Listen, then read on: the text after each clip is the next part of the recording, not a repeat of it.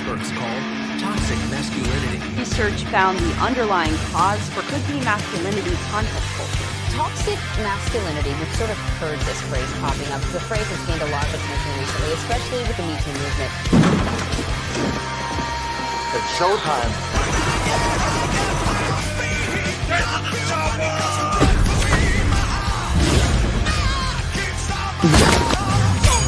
I'm no godless Tommy. I fought the Star-Spangled Banner. You bring the cavalry? Woman, I am the cavalry. They are my people. I am their sovereign. I love them.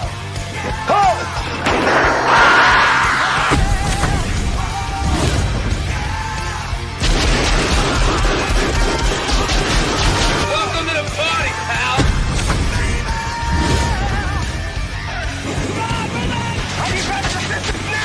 Knock.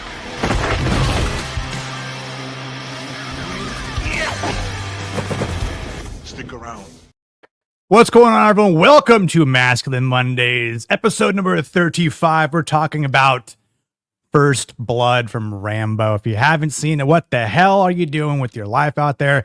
I know there's probably a few of you who haven't, so get on it. Make that your new 2026 goal. It's an easy one, but you should do it. Listen, if you're new here, do me a favor, hit that thumbs up button, subscribe to the channel. It's free.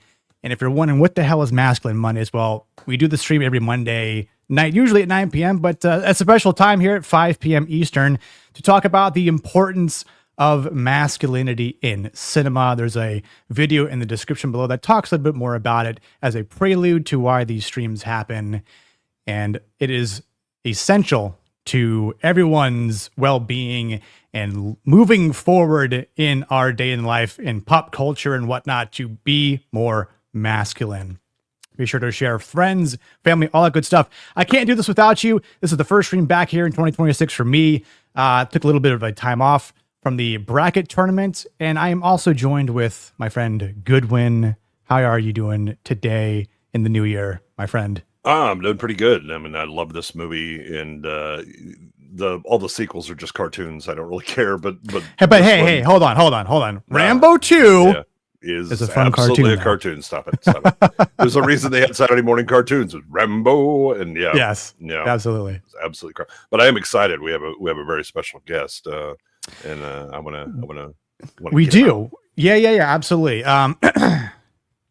If you don't know him, what the hell are you doing with your life, Mr. Blue Collar Loser? Yes, I am. Oh my God! Yes. I'm very special. I'm so glad. Yeah. I'm just waiting for your opinions. I'm just with bated breath. This is a great American movie, great American cast, great American panel. We have nothing but Americans that love this film and this panel. I'm so happy to be here. Thank goodness. Yes, it's an all-American movie. Exactly. Yeah, guys.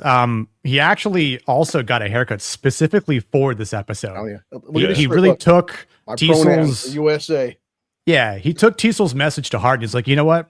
I'm going to shower, unlike some people that we know, and I am going to get a haircut as well. So here we are. Blackberry. Nah, I'm just joking. You might know him, but welcome for the first time here to Masculine Mondays, Mr. Critical Drinker.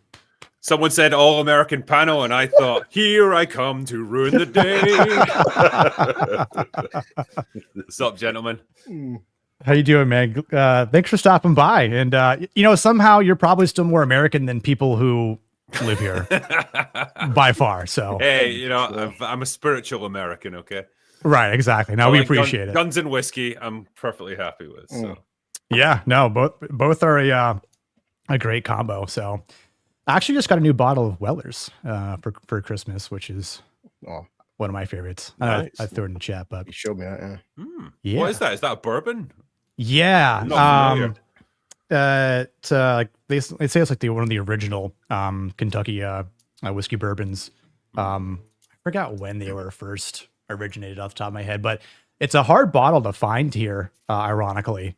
I know most states like it's impossible, but here in Florida it's actually not too bad, which I appreciate. So certain stores can give the advantage. But yeah. Need to try that. It's not like we have a pretty limited selection of bourbons we can get over here, so that's sadly not one of them.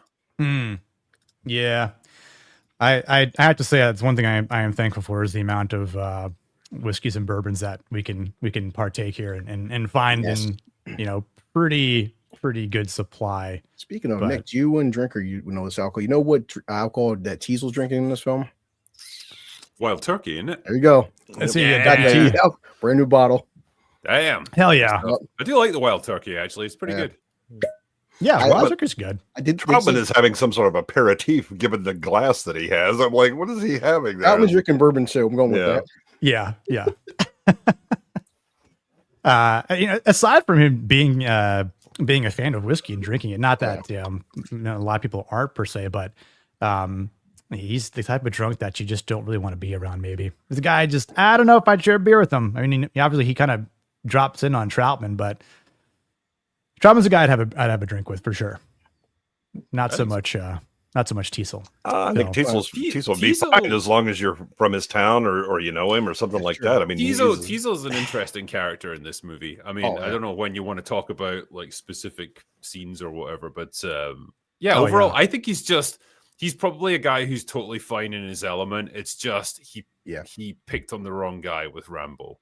And ultimately, the two of them bring out the absolute worst in each other, which is why you get this constant escalation throughout the movie. Mm-hmm. Yeah, I don't think. Well, I think one of the things that people tend to overlook because they're like, "Oh, this is the cop and he's a small town or whatever." First of all, he's a sheriff, so he's elected, but he mistakes Rambo at first to be a hippie, because his long hair and he's wearing a military jacket, and he's like, "Hey, let me just get you through this town because part of my job is keeping things boring here, and also you're going to get in trouble, so it's really best for both of us if you move on." But Rambo isn't having it. But the other thing is that when Teasel sits down after they think Rambo is killed, you see on the credenza behind his chair, his military medals. He's got the Distinguished Service Cross, which is second only to the Congressional Medal of Honor. Right. He has a Silver Star and then Purple Heart. So he is a man who has seen combat and acted, in valorous fashion in that. To the point that he's well decorated. I think it's because it's explained more in the book. I think it's only just alluded to in the movie that he was a Korean vet. Yeah.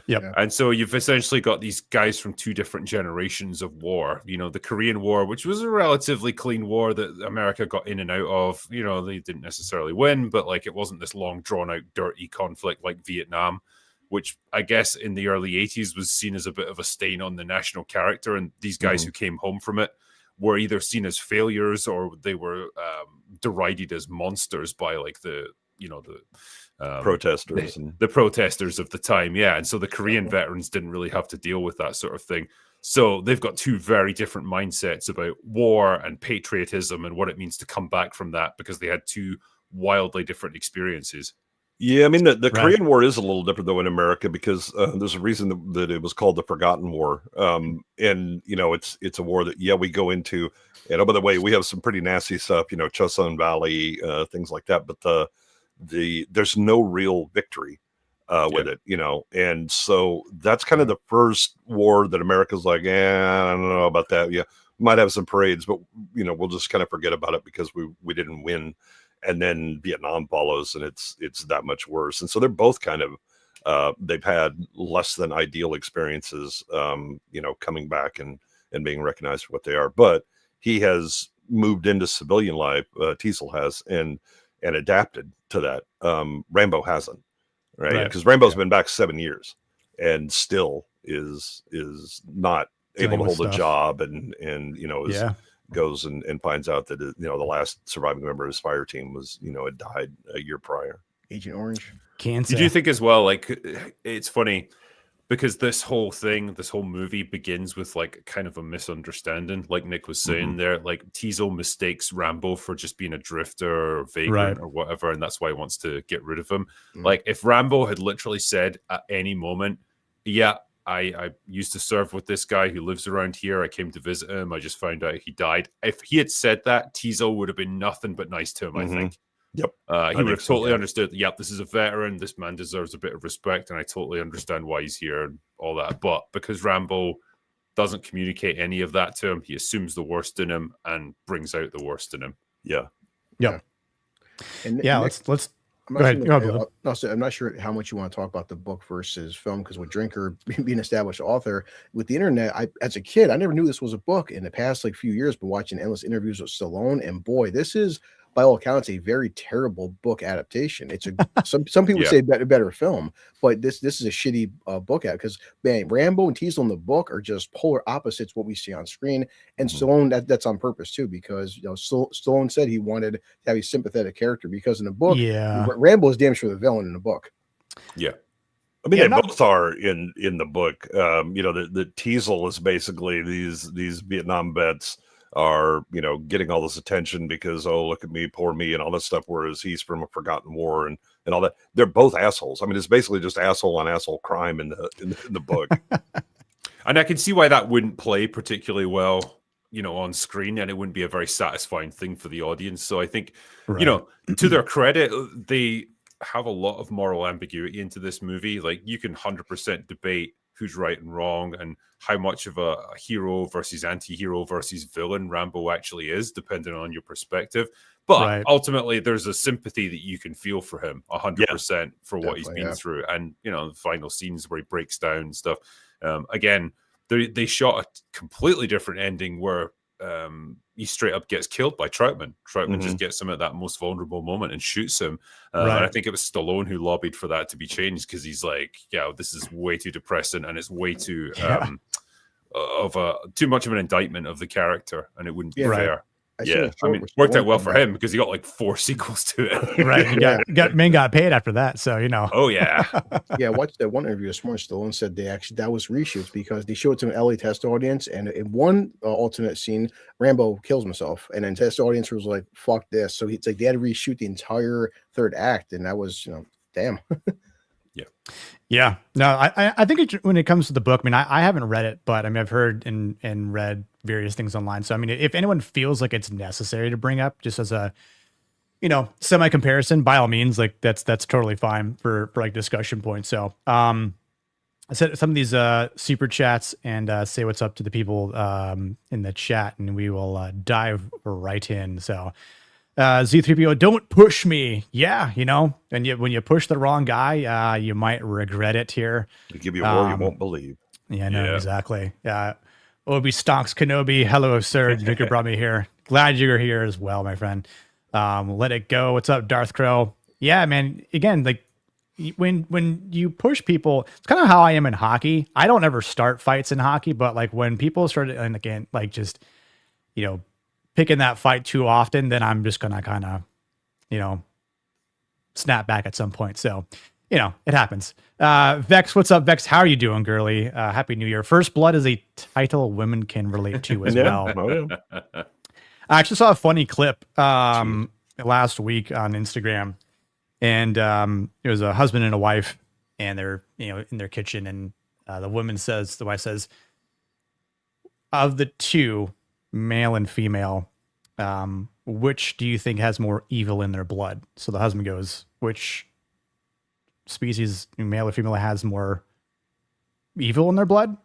He goes, well, God did give women once a month to release their blood from their body, so to drain the blood from their body. So I mean, I think women definitely have more evil in their blood at that point than men. Otherwise, I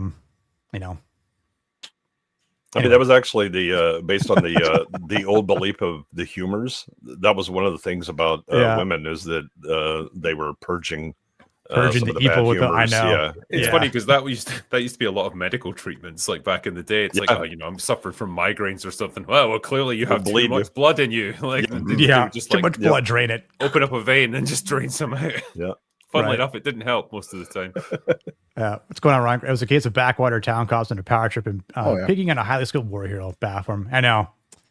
I mean, they had the opportunity. It's really one. The rest of them kind of get sucked in because of art. In his Rossi.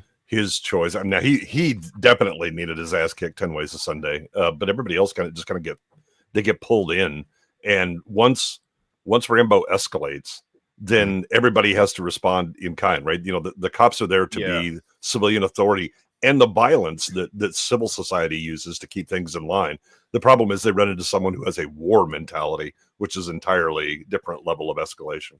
There's an interesting aspect to Teasel as well, and you probably see it throughout the movie, where he keeps referencing like the law has to be respected, right? And he's very like rigid and inflexible about that, and very not understanding of Rambo's situation. He has a rant at one point saying people start fucking around with the law and all hell breaks loose. Yeah, you know, when he's talking about, well, he finds out like what they were doing to Rambo, that like, they were mistreating him and stuff, and that's what caused him to snap. He even says, like, look, if one of my deputies gets out of line, then the prisoner should come to me and I'll deal with it. Yeah, and if I find out the law, kick his ass, the law. Yeah, exactly. He keeps coming back to that, and he's like very by the book. There's a rigid system of like chain of command and power structures and stuff, and you have to respect it. And obviously Rambo exists outside of that. Yeah, and I think again it's reflective of Teasel.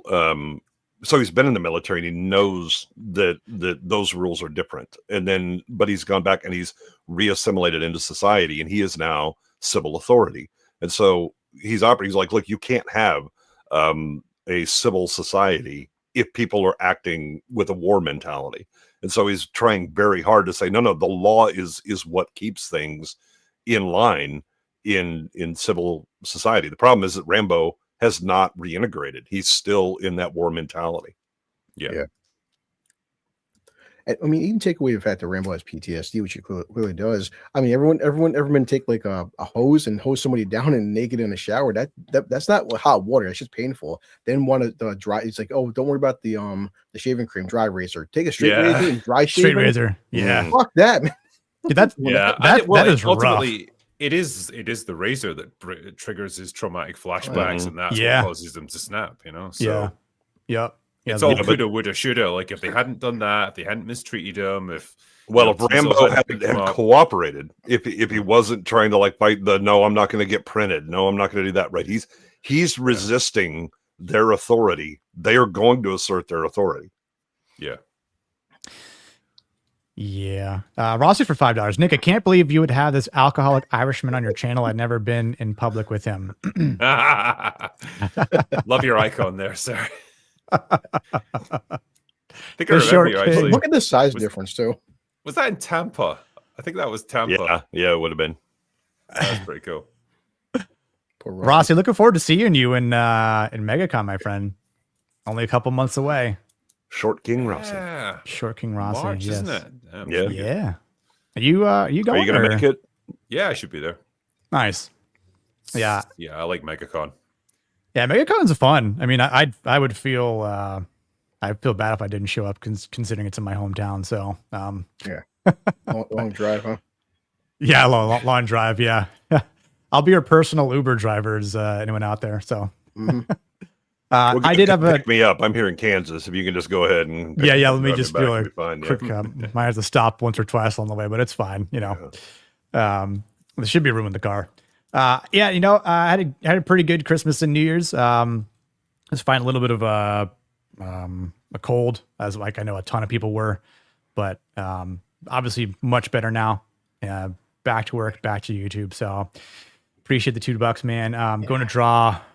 Bourbon. I never get sick for some reason. I don't know why. I'm just never sick symptoms, never cold symptoms. It's like once in a blue moon, literally, that I ever like really get sick from something, especially with the lack of sleep that I get. Kind of surprised, but it's the alcohol, man. Like the bacteria and the viruses can't survive in your bloodstream. Yeah, you're just concentrated antiseptic right now. Yeah, basically, it kills everything. It's awesome.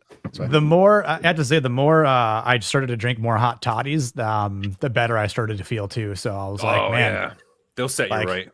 I think I just should have just been drinking some whiskey from the get go, and I've been fine. Don't worry about it. I thought hot toddies were just a Scottish thing. I didn't know you had them over there. Oh yeah, we have them here. Oh yeah, I've recommended to other people that have like, oh my god, I had like one of those hot toddies. Like, feels so much better now. Like, thank you for recommending them. I'm like, yeah, they actually work. Like, people think it's like you hear You just you're drinking some whiskey and that's heated and some lemon. No, actually, works rather well. We've had one, yes, but what about Second Blood? I'm looking forward to talking about that. Don't judge me. I was showing good with Nick while watching with my kid earlier. We couldn't stop laughing. I had because I was on a stream a couple of months ago where they were covering the first two Rambo movies, and I was like, "There's only one." Yeah, No, you go. Okay, and but it had been decades because I just and I watched it again. I was like, "This is such a cartoon." I can't. It's with all the other Rambo movies, I just judge them by completely different criteria. They happen to have the same character in it, but like apart from that, it's a completely different series. Yeah. It's a different same franchise. name. I'm not even sure it's the same character. It's the same name anyway. Yeah. Well, like they are a ton of fun if you switch your brain off. Like, it's Commando, like but elsewhere. But yeah. That's what I was saying. The good one. I was like, I like part 2 just because it's a for what it is at face value. Like it's just a fun cartoon movie. Like just a goofy 1980s action movie. Stallone's all jacked up with his machine gun. Yep. Yeah. It's like Rocky IV, where you just go, that's not related to the other movies. I don't know what we're talking about here. It's like I was telling Jim, the scene too. My kid, they keep showing like the electricity. The whole place is like all the lights are dimming down. He's just frying for like 5 minutes straight. Like how much electricity is going to his body? Yeah, he can take it. I'd argue that out of the sequel movies that are kind of difficult to watch, between like First Blood Part 2, T2, and some of the Rockies, I probably lean more towards First Blood more than like Rocky IV, especially. More than T2. I mean, I like T2 a lot. But I went back and I watched T2 a couple months ago. We discussed Terminator on here in October, and after realizing just how great that film is, not that there was ever any question in mind, but when you go watch T2 after that, which I did, like it's just a night and day difference, and just the quality of like messaging, the characterization between Sarah Connor, John Connor, and just the lapdog that my pet Terminator, which father again, like I can turn my brain off to a different mode. That's probably a whole other discussion that would get us sidetracked. But I know, for sure. My attitude to that is like Terminator 1 and 2 are both fucking superb movies. Like I still love T2 for what it is. Yeah, I think it's a totally different movie. I mean, there's different themes and definitely a different tone to it.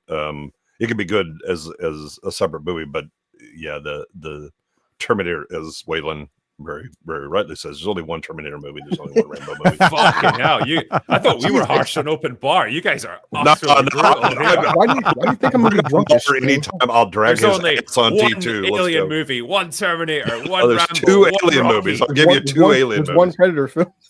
Yeah, one Predator film. Hey, there's 3 Lord of the Rings movies though. Hey, we don't do sequels here. Yeah. To be fair, I think Rambo 4 is batshit crazy fun. The part where you guys know with the friggin' the Burma and the chain gun, you see his limbs flying everywhere, and I think my favorite moment there is he just obliterates the guy in the front seat. Yeah, when he gets 50, he just goes, and he's erased. They're fucking mince.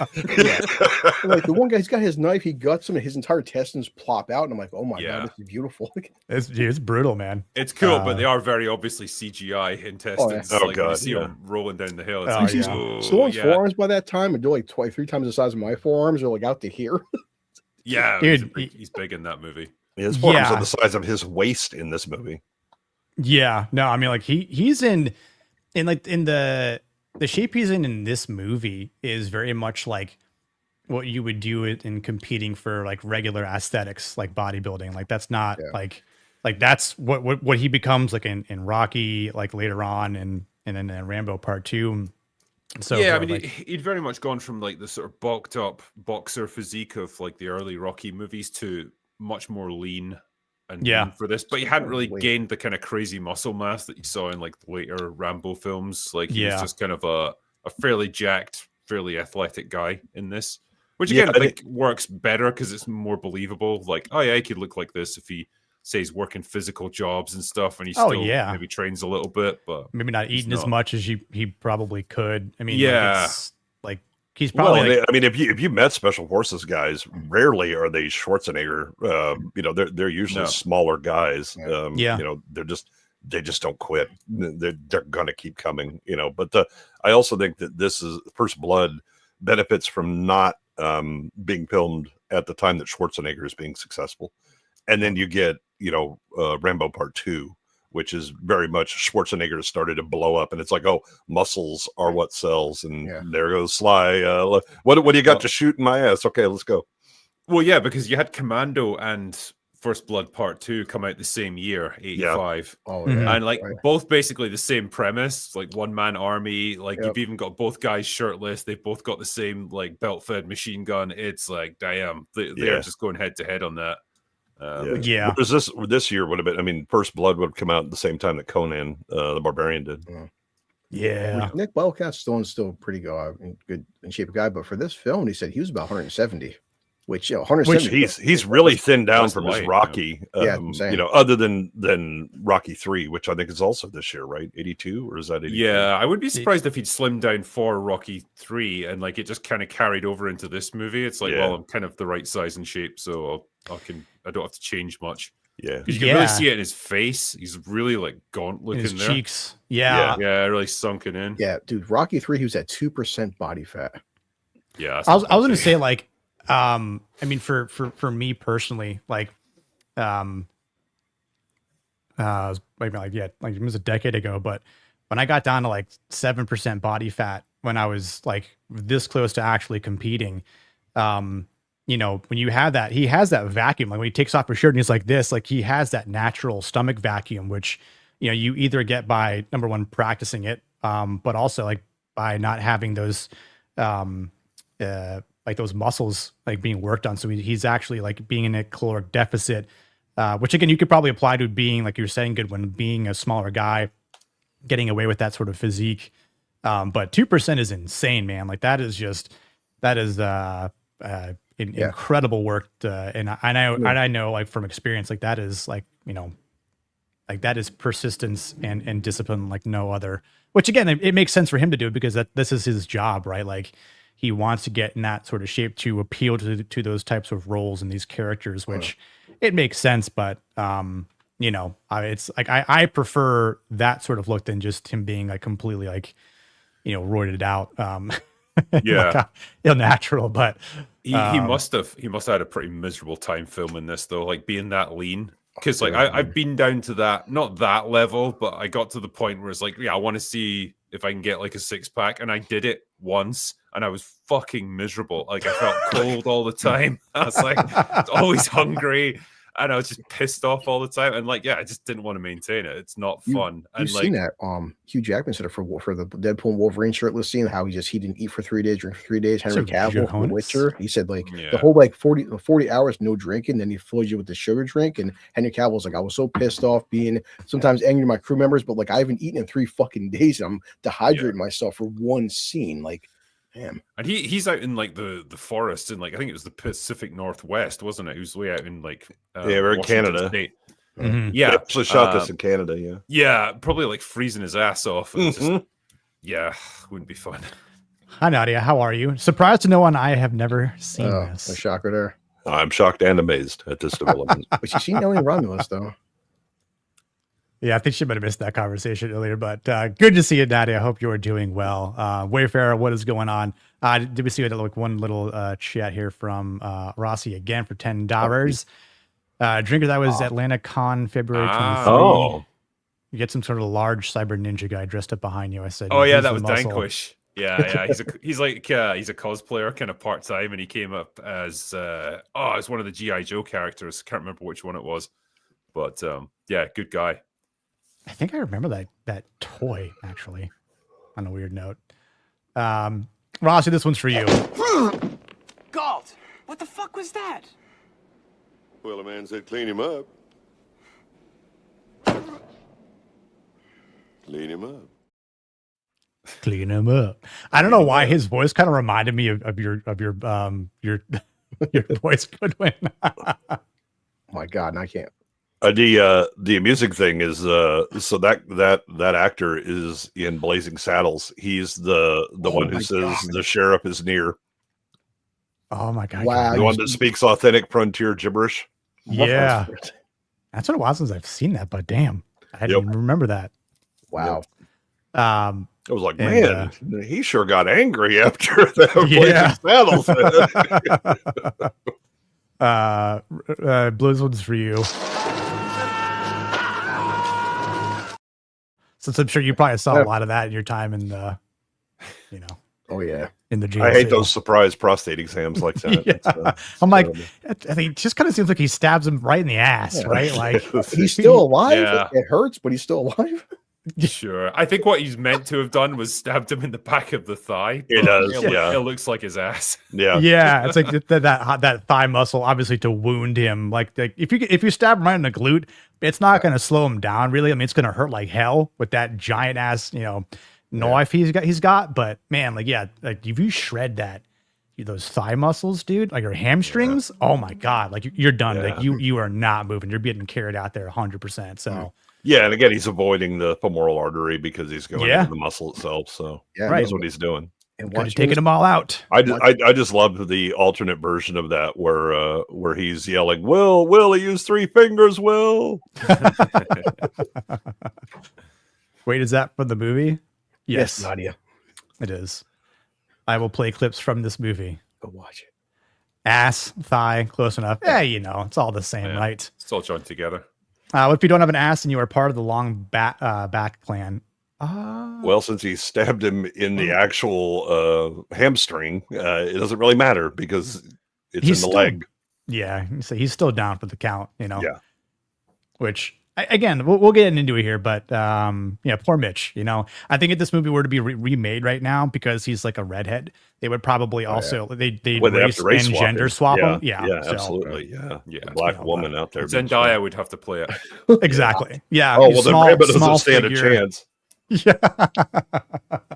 Rambo would be easily defeated by Mitchus. I don't know what the female equivalent name to that would be, but later, Nadia. Yes, check it out, please. You'll like it. Also, what I love too, Nick, about this film is that Teasel versus Rambo. It's never about gender, age, especially color. It's just a small town, a drifter. It's a versus nowadays. Yeah, what it'll be all about. Rambo wouldn't look the same way Teasel does. Rambo would be played by Pedro Pascal nowadays. Dude, and that's would true. 100% be a 100%. dimension to it. Or Timothy 100%. Chalamet somehow. I'm so intimidated. And Denis Villeneuve will also direct this movie. Strong scores. Never has the Pacific Northwest looked so yellow as when Denis Right. Villeneuve does it. Yeah.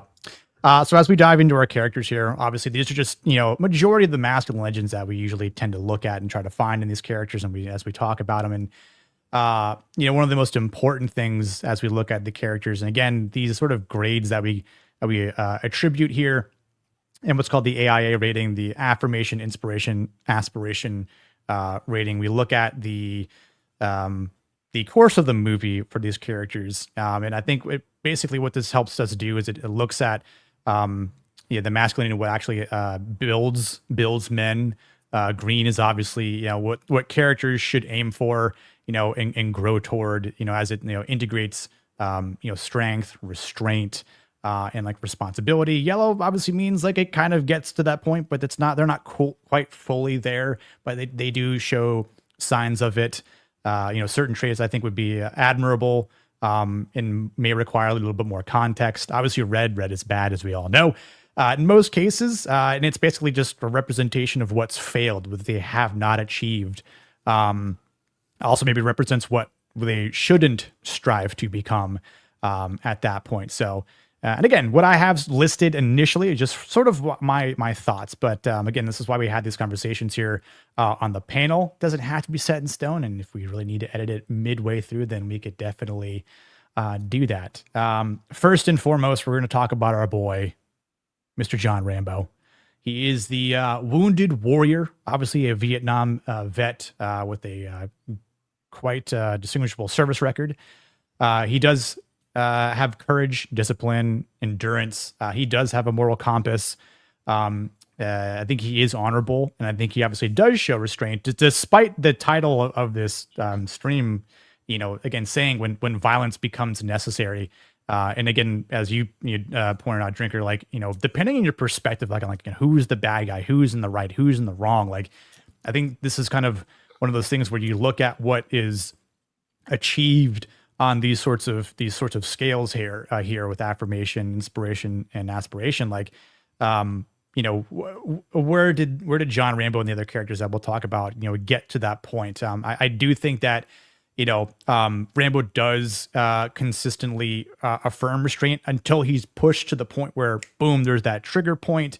We'll get into that a little bit later here when he is arrested, and just the straight razor blade, that triggers him being a prisoner of war, being interrogated, being tortured, as we see with the scars. Right, he gets pushed to that point, but he is loyal to his former squad mates. I think he obviously has some dignity, and he does operate under a moral code under extreme pressure here, where I think obviously he doesn't quite hit the green to me in the inspiration and aspiration, where I think his endurance and competence through the film are emotionally powerful, especially by the end of the movie with Troutman here. But obviously there's that unresolved trauma that he has to deal with that, again, kind of withholds him from being fully in the green. And he mentions that he could have killed all these people, right? But he does show some signs of restraint, while obviously admitting some destruction. He obviously has a lot of skills involved. I think his isolation and suffering, it obviously is not something that we would like to emulate whatsoever. But I definitely think that he, as a character, does inspire some empathy towards, but again, no one wants to be in this sort of situation. If people actually know other people that have lived through wars, especially Vietnam vets, anyone that's lived through PTSD from war, they've got issues, unfortunately, but that's just kind of what happens, when things get ugly out in combat. Yeah, I think it's also, the scary thing about going to war is that the mindset that you have as a civilian is not going to serve you well. It's probably going to get you killed. That you have to behave with a different mentality because the consequences are much higher, the risks are much higher, and it's coming back to civilian life and being able to put that mindset back in a box and go back to being a civilian. That's kind of the scary thing, because I think for a lot of people it would be difficult to make that transition back, especially if you've been special forces or Green Beret, in his case, where you're dropped into areas and it's just, okay, you guys do what you do. And you're not operating under a real chain of command in the normal sense, right? There isn't a lot of social structure around, your actions. Your job is to kill the enemy and to attrition everything out. That's it. Do you, to then try to come back and go, okay, now I have to follow orders and I'm back in, rules and the responsibilities that I had in combat. I now no longer have the brotherhood that I had, the people are watching each other's backs and all of that, that's entirely different in civilian life. That's really the difficult thing. And you understand why Rambo is who he is and why he's struggling. Yeah, I mean, I would say as well, there's two different aspects to what we're assessing here. There's Rambo's baseline personality, and then there's the damage that's been layered on top of that, which kind of dictates his actions throughout this. Because I would imagine before he went off to Vietnam, he was a much more well-adjusted individual, but he had an experience in that war which went even over and above what the average soldier would have felt out there and been through, because not only was he fighting a war like everyone in Vietnam, but he was part of a special forces team that was specifically created to be as brutal and as unforgiving and as basically cruel as possible. They were meant to strike fear into the enemy. Yeah. Troutman with this unit created a monster in Rambo. Yeah. He turned him into that.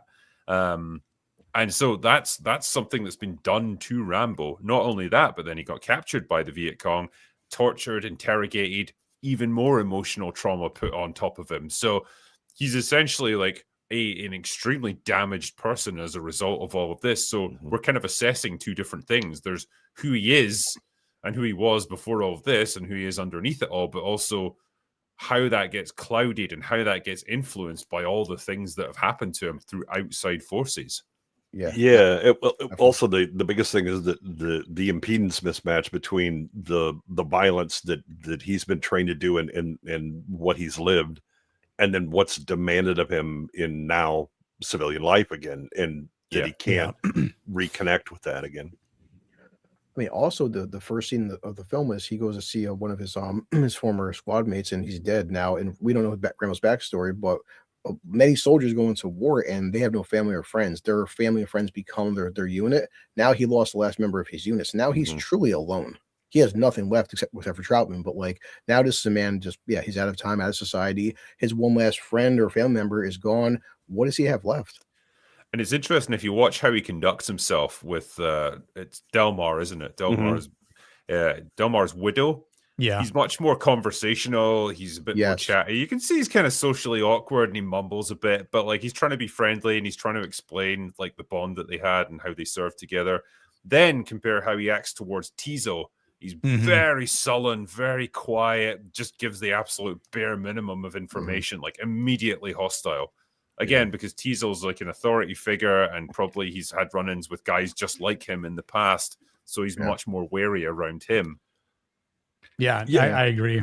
His interactions with Delmar's, I think it's his mom that he. Oh, sorry, but he's very intentionally trying to be non-threatening, and he understands why she would be a little aloof. Hey, he's a white boy showing up, in a poor black home, but also that I mean, this guy could be dangerous, and so he's trying everything possible, to put off to minimize his threat, and making jokes about, the stuff you put in your pockets and, when he's trying to get out the picture and things like that.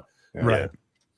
Yeah. I think it's a good point, Drinker, like when the conversation that he tries to have with another civilian, right? I mean, like, I think it's a good, point is to how much has he changed, being back from the war.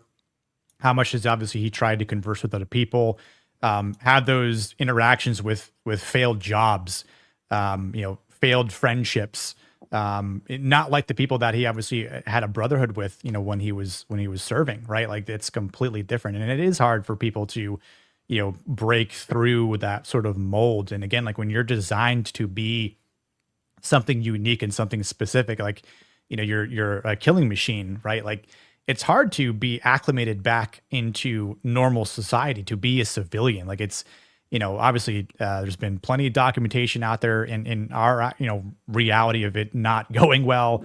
Even from just like a jail aspect, people that have been in prison for a long time, struggle with that. But, for Rambo here, like, his demeanor is you're like, oh, what could possibly go wrong with this guy? Like, why would people want to be such an asshat, to him when he is just like, again, like, and I just say, like, my last point is in this moment here, he's processing things like the last person that he knew was alive is now dead. Like, to your point, Blue, he's fully alone. What is that doing to his psyche at the moment Teasel shows up and starts to be like, yeah, we don't like your kind here. And, I'm gonna kick you out of Mos Eisley as well. Like, yeah, and like I suppose the other aspect that I never addressed really is like all the problems that Vietnam veterans had coming back from like their own country. Like, because as he talks about, he spat on at the airport, they called him like a baby killer and stuff, and like these troops were essentially blamed for the entire war when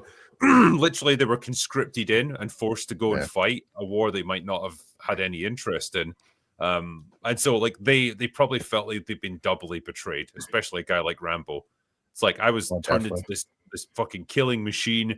I was tortured by the enemy. I was like mistreated by them. I come home and I get the same shit here. and then I'm just thrown away like a piece of trash. You And know, not, is any wonder the guy's fucking brimming with rage. I mean, not to By the mention, time they push 18 would have been a draft for anybody in our country to be drafted for the service. Now, kids are taught about wars in school. Now, any kid by 18 to 70s would have heard about World War II, and everyone knows World War II. We were treated like the fucking heroes. We were gods. We were just that generation was worshipped. And these kids are in some ways told that, hey, military, look up to them, respect them. They're heroes. And then you go off to a foreign land, everyone you know and love is killed, and maybe I'll come back, my country will love me and respect me. No, you're a piece of shit. Wait, what? I didn't want to go over there. Too bad. Damn.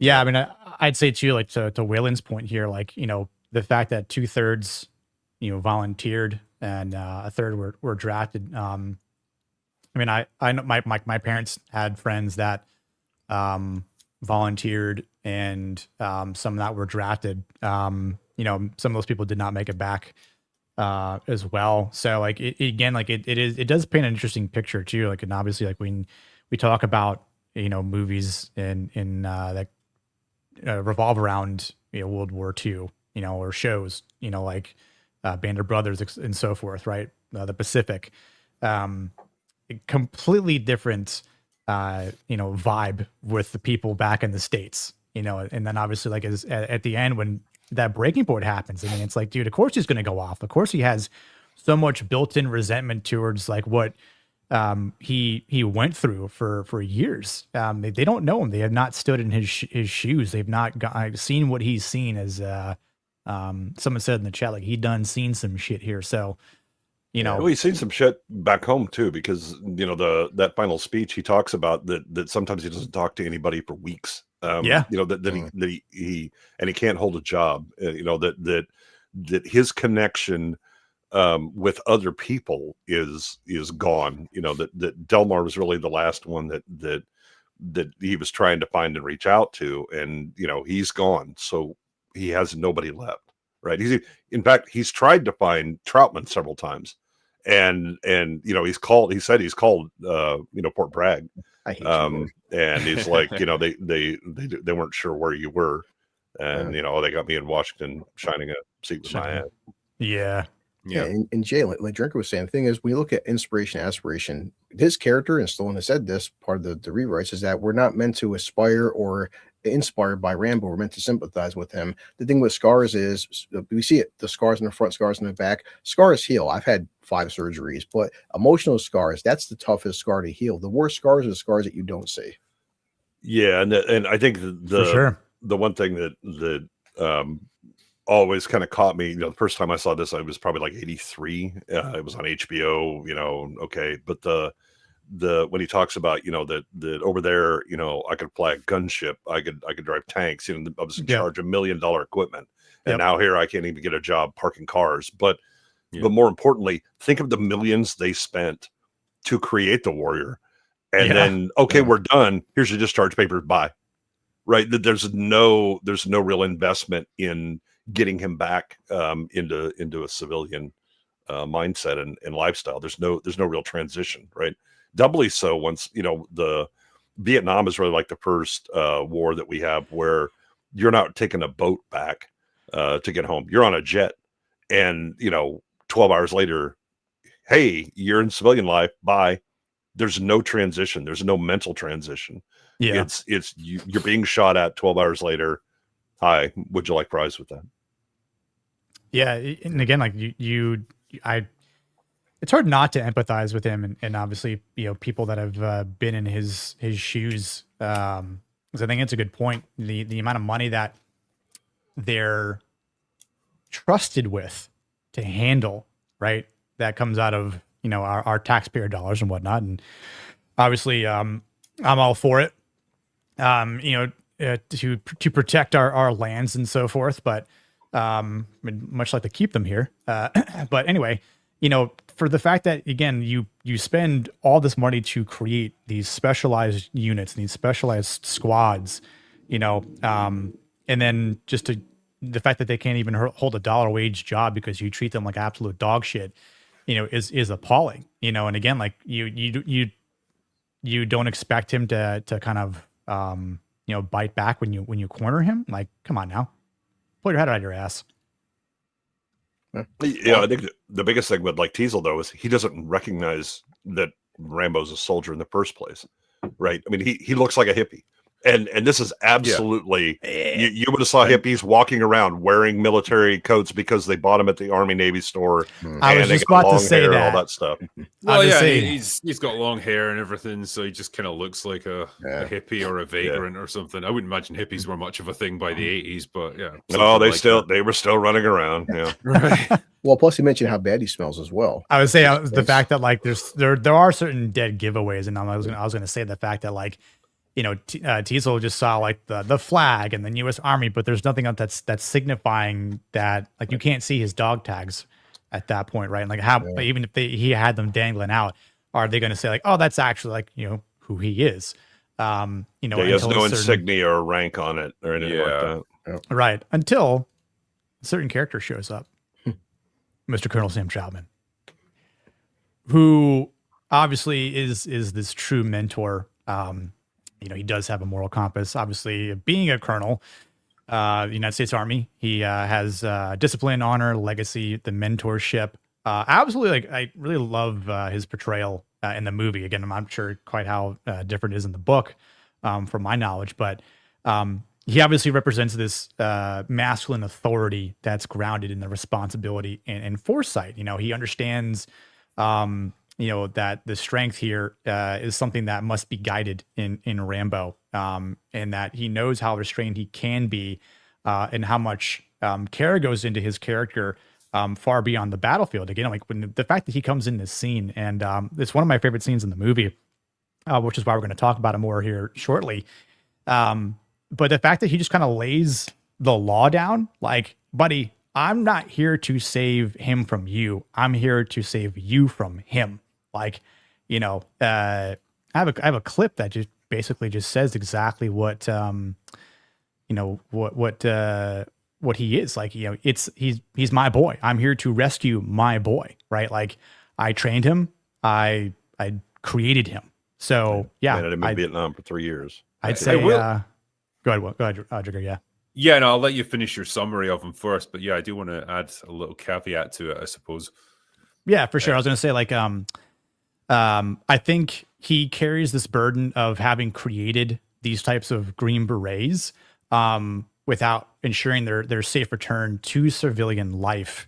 But I think that, you know, his masculinity reflects his accountability, and recognizing that his leadership, you know, doesn't end when the mission does, which is why I think he shows up in the first place. Like, you know, what does he say? It was a full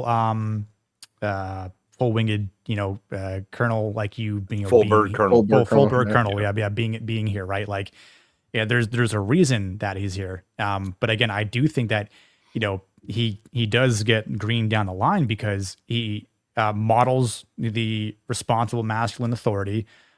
He's calm the entire time.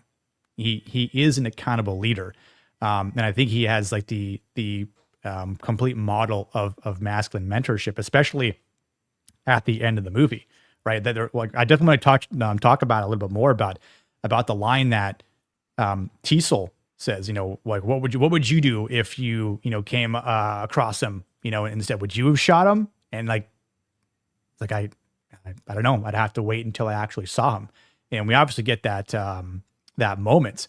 But I do think that, you know, Troutman is what masculine authority looks like when it's done right. And I'll quickly play this clip and then on to you, Jigger. I've come to get my boy. Your boy? I recruited him. I trained him. I commanded him in Vietnam for 3 years. I'd say that makes him mine. I wonder. Yeah. So I agree with like pretty much everything you said there in terms of his leadership abilities, his being like a paternal figure for Rambo, and his ability to have a lot of self-control, even in quite stressful situations.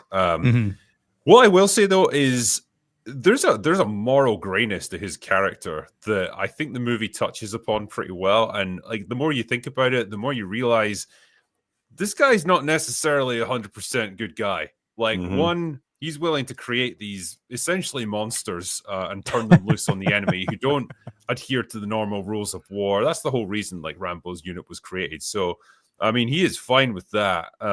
Probably they broke all kinds of like, rules of warfare, Oh, yeah, Geneva definitely. Convention, all that sort of stuff. That's what they're there for. Fine.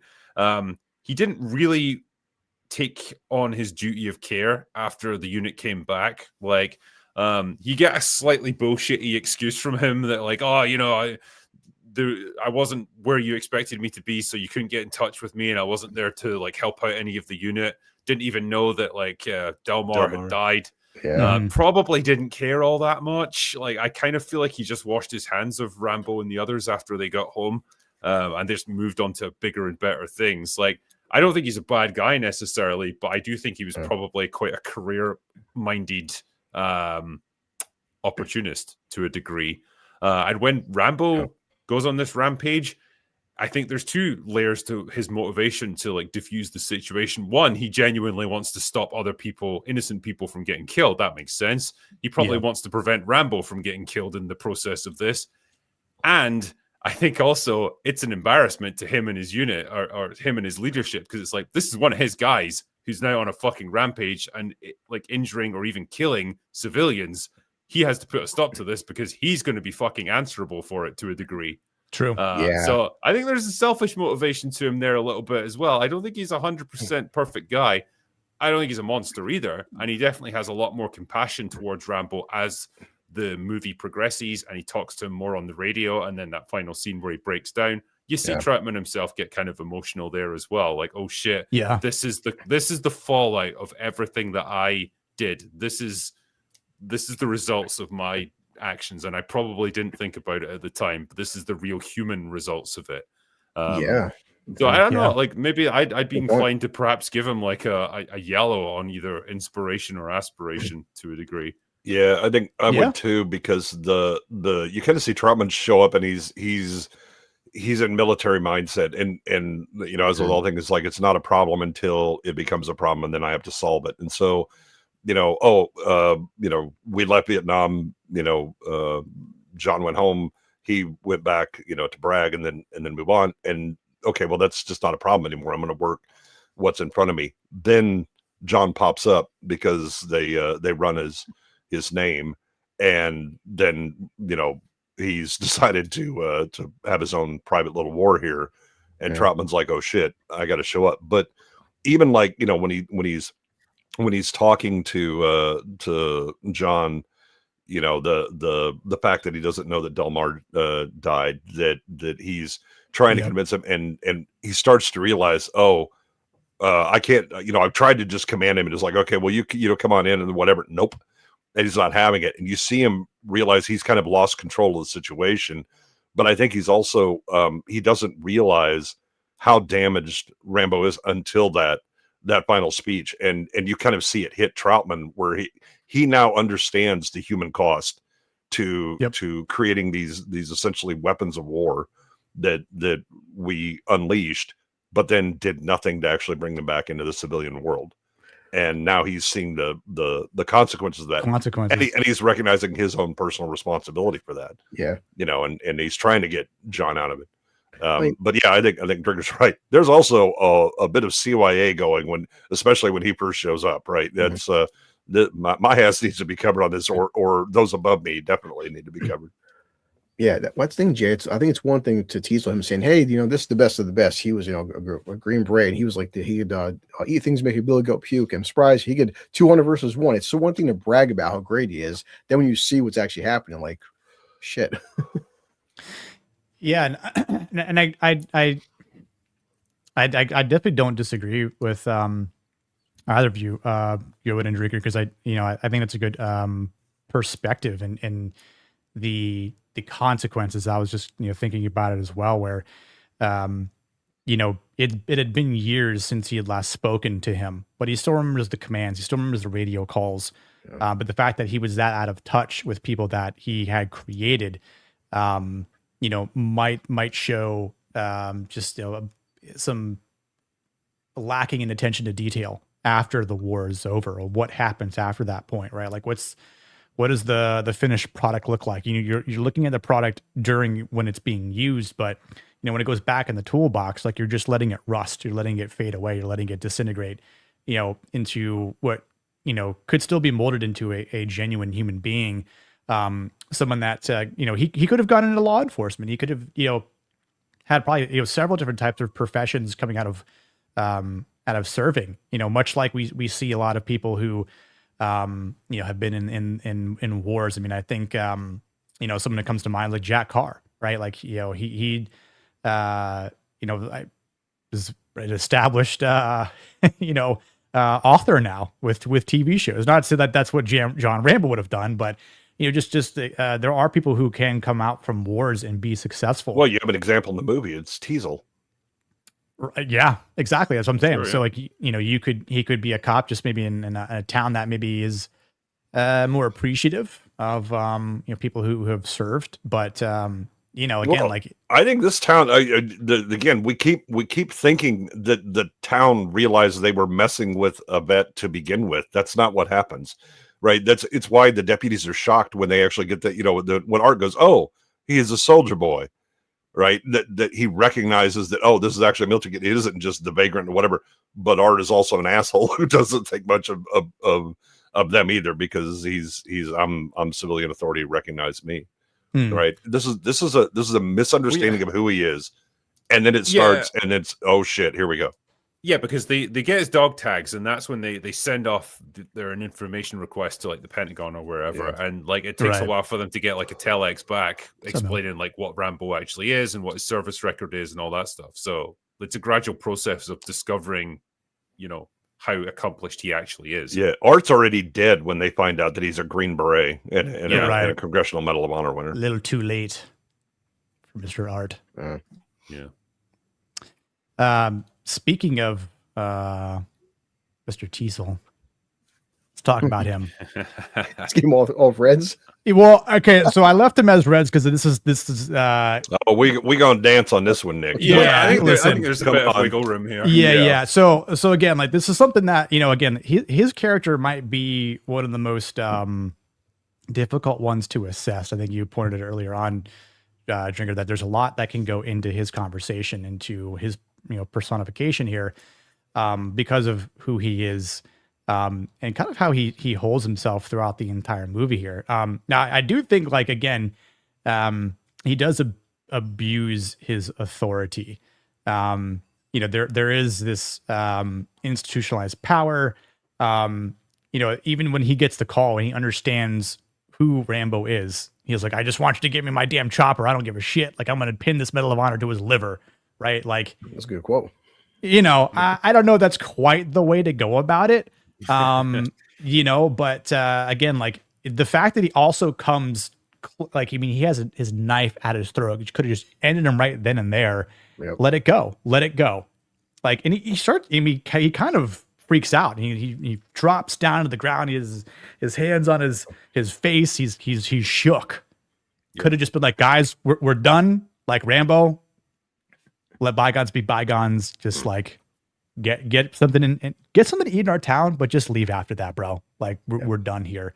And then could have just let it all go. But, instead, man wanted to fight because, again, he's just that, he's stubborn, I think. And I think he obviously has this, he doesn't want to be in the wrong because he doesn't think he is. He's not. Right. But yeah, I think he's probably a decent man. But like, you've got a very specific combination of events and elements that ultimately push him down like the worst possible path. Yeah. I think he's a guy who obviously believes in upholding the law, doing the decent thing, keeping his town safe, and to some extent even keeping Rambo safe. Like when they have their first interaction, he's polite more or less, but he's very firm about like, hey, I'll give you a ride out of town, like making it clear, like, why don't you just move on, Drifter? Like, we don't need you here. Yeah. And if he does, because he thinks if Rambo was to hang around there, he might start causing trouble, get into fights, and ultimately it's going to be bad for everyone. So you just move along. Rambo refuses. Teasel starts to escalate a little bit, tries to arrest him, finds the knife, and then it goes from there. And then he turns him over to the deputies. As far as he's concerned, hey, the guy's incarcerated. He's going to have to go and make a court appearance. It's just a procedural thing. Like, the guy's no longer a problem really to worry about. We'll get him out of here. Then he breaks out, Art goes after him, ends up getting killed. Then suddenly Teasel's got a real personal stake in it. Obviously, he's lost one of his deputies, and I'm not a cop, but I know how they act. If they lose one of their own, they're out for fucking blood, like for obvious reasons. And so he wants to take him down, and then he gets threatened himself, and then it becomes a kind of battle of wills between them. Almost, he is so determined to take this guy out that he can't believe that he's failing at it. To the point where, again, right at the end, when Rambo attacks the town, everyone else is cleared out, everyone else has run away, but no, he decides to stand and try and take Rambo out because, again, he's so set on killing this guy. But it comes from a fundamental belief in him doing the right thing. It's just he made loads of mistakes along the way, and the flaws in his character, unfortunately, his stubbornness, as you say, his misplaced honor and his misunderstanding about who Rambo is and what he is, all pushes him down that darker path. I think the other thing that what's often mistaken for like, I mean, it definitely gets personal when he kills Art, but when other people shows up, they're like, you can step aside now, and he's like, nah, because it's his duty. Right, this was my prisoner. I lost him, and he killed one of my deputies. Nah, it's not in his nature. Again, given his background, with the glimpse you see of the service that he did in the military, this is a guy who is absolutely demonstrated that under fire in combat, he has gone above and beyond what most people will. Again, there's only one medal higher than what he has, and it's what Rambo has, is the CMH. And he's an elected official, and his job is to protect his town. And once he arrests Rambo, that's his prisoner. He has a duty to, oh, look, I screwed up, I'll let somebody else clean up my mess. That is absolutely not who this guy is. He is not built that way, right? He is going to solve it. And when everything goes to hell in a handbasket and everybody's going to leave, nope, he's going to be here, right? And again, I mean, it's like if nothing else, is like, if we're going to combat, all right, because he's got every reason to believe he could hang in a combat situation, right? He's got the Distinguished Service Cross.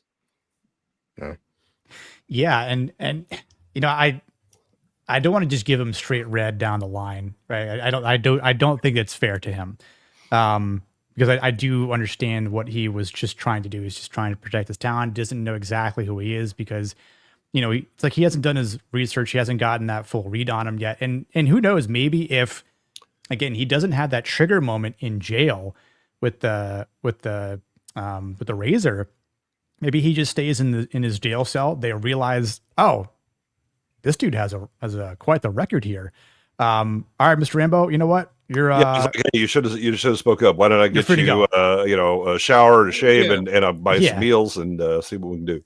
There's 100 ways that this could have worked out fine for everyone in this movie, but unfortunately, it's that 1 in 100 circumstance where everything went wrong.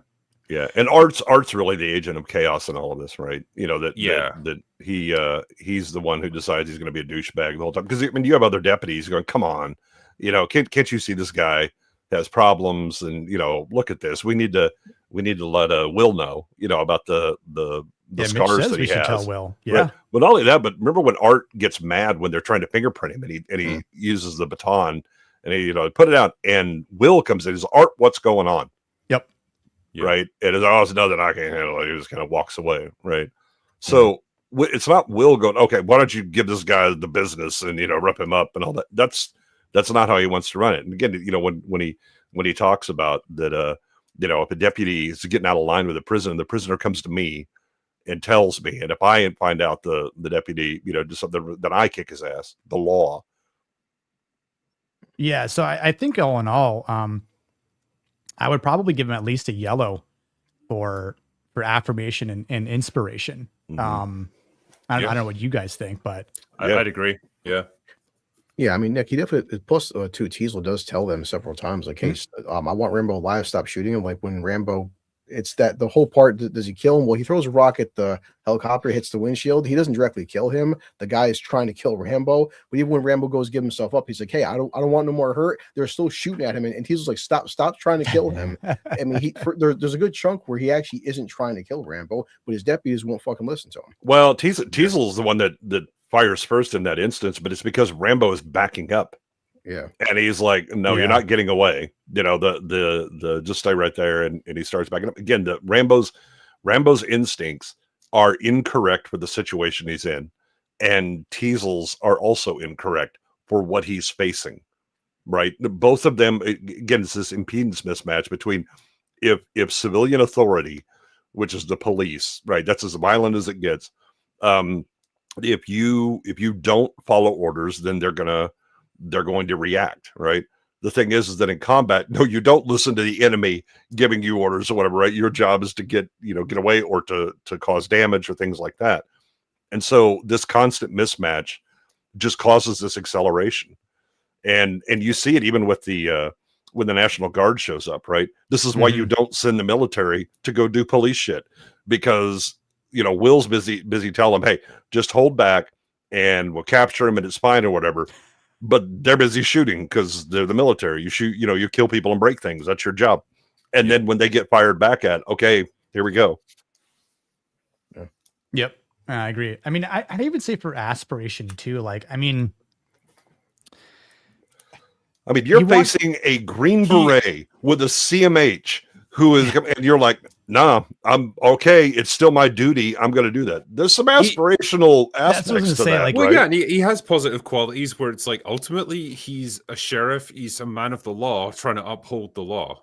Right. He's trying, to a degree, he tries to show restraint towards Rambo. He tries to bring him in alive at first.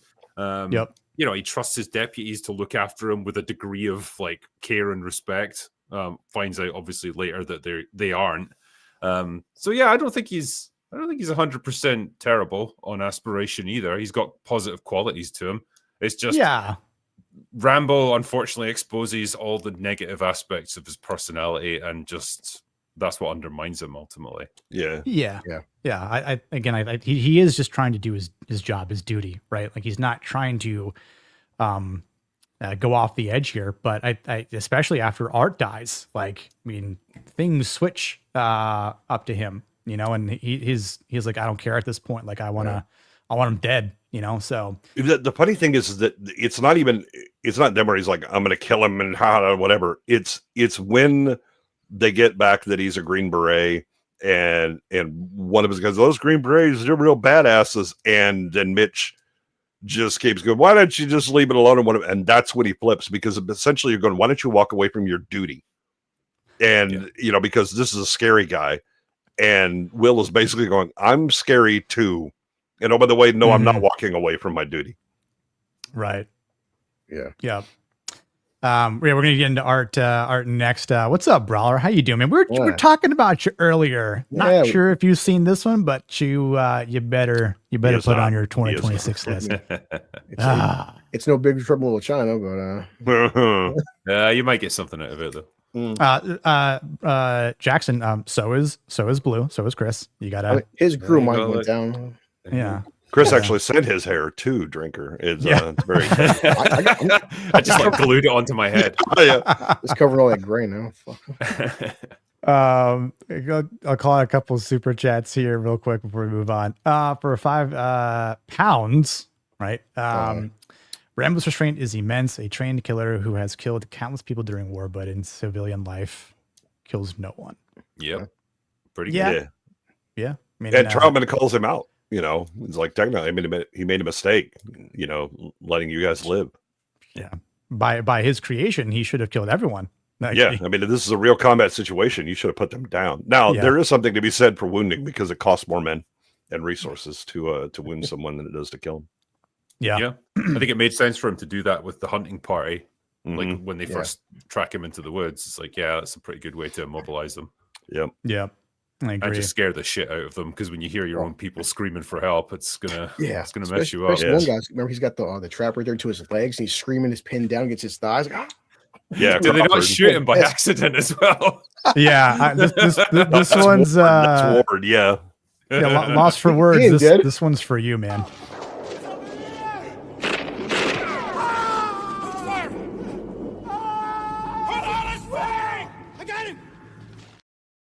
No, So but- your drinker calls, he pulls a clip. Yeah.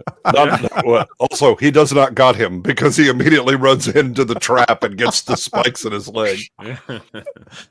Yeah. You know, I appreciate the fact that they even just show him creating the spikes, because you'd be like, oh my God, when did he have time to do that? Well, he actually has time. He makes time. So, you know, He's got a knife too. Most films would probably omit that from ever happening. And Well, I think that's one of the great things about like it's not just like immediate, oh, Rambo go crazy, kill everybody and all that stuff. It's he's in the town, which is very much the police's domain. When Will is chasing him, he knows the terrain, he knows where they are, you know, because he's on the radio saying, hey, he's headed over by this, I'm gonna cut him off and all that stuff. Once they have the helicopter incident and he's able to get into the forest, now he's in his domain. Right. And he's dragging them into where he operates best. And then you have the hunting party, you know, just encountering, oh, now you're in my land. You know, the power dynamic has changed. Yeah. Yep. Yeah. And also shown too with the, again, book comparisons in the book with the razor, he actually takes the razor and kills a guy with the razor. Just before he gets to the woods, he's already killed like 5-6 people. So, and this is showcasing how much more he's restraining himself, because had he wanted to, he could be killing these guys. The whole police station scene right there, he could have easily killed every one of his deputies with his bare hands. Yeah, the book is very much asshole on asshole violence. Yeah. I mean, I'm kind of glad we didn't get that. You know, but again, this is when, you know, as Blue was saying, you know, an adaptation that's not a good adaptation, but actually ends up with a better product than what it was adapting. Roster for $5. I am a weapon of war. The cost, God made me 5'3". Just think about the destruction I could have caused if I was 6'5". I think about it every day. That'd be a way different picture, huh?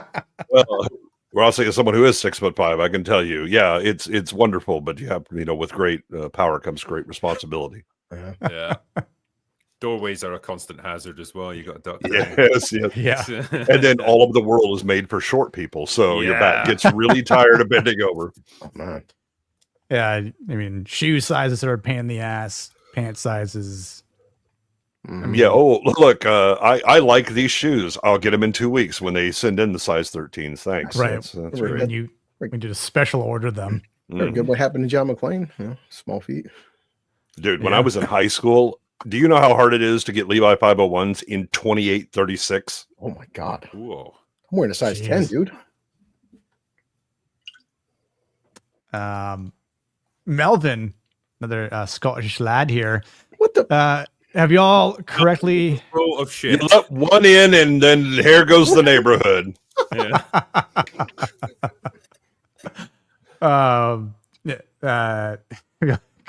Correctly concluded Rambo was a baddie yet. Those are just me and Goodwin and Just you Irwin. two. Yeah.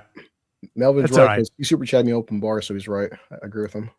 Well, Melvin and Drinker and I had a big text fit. God, it's been like 9 months ago where we. That was a long time. Yeah, we were talking about this, and we just start banging on each other. It was like, well, let's bring it. It was like, all right, let's set up a stream. All right. It took us a while, but we did it.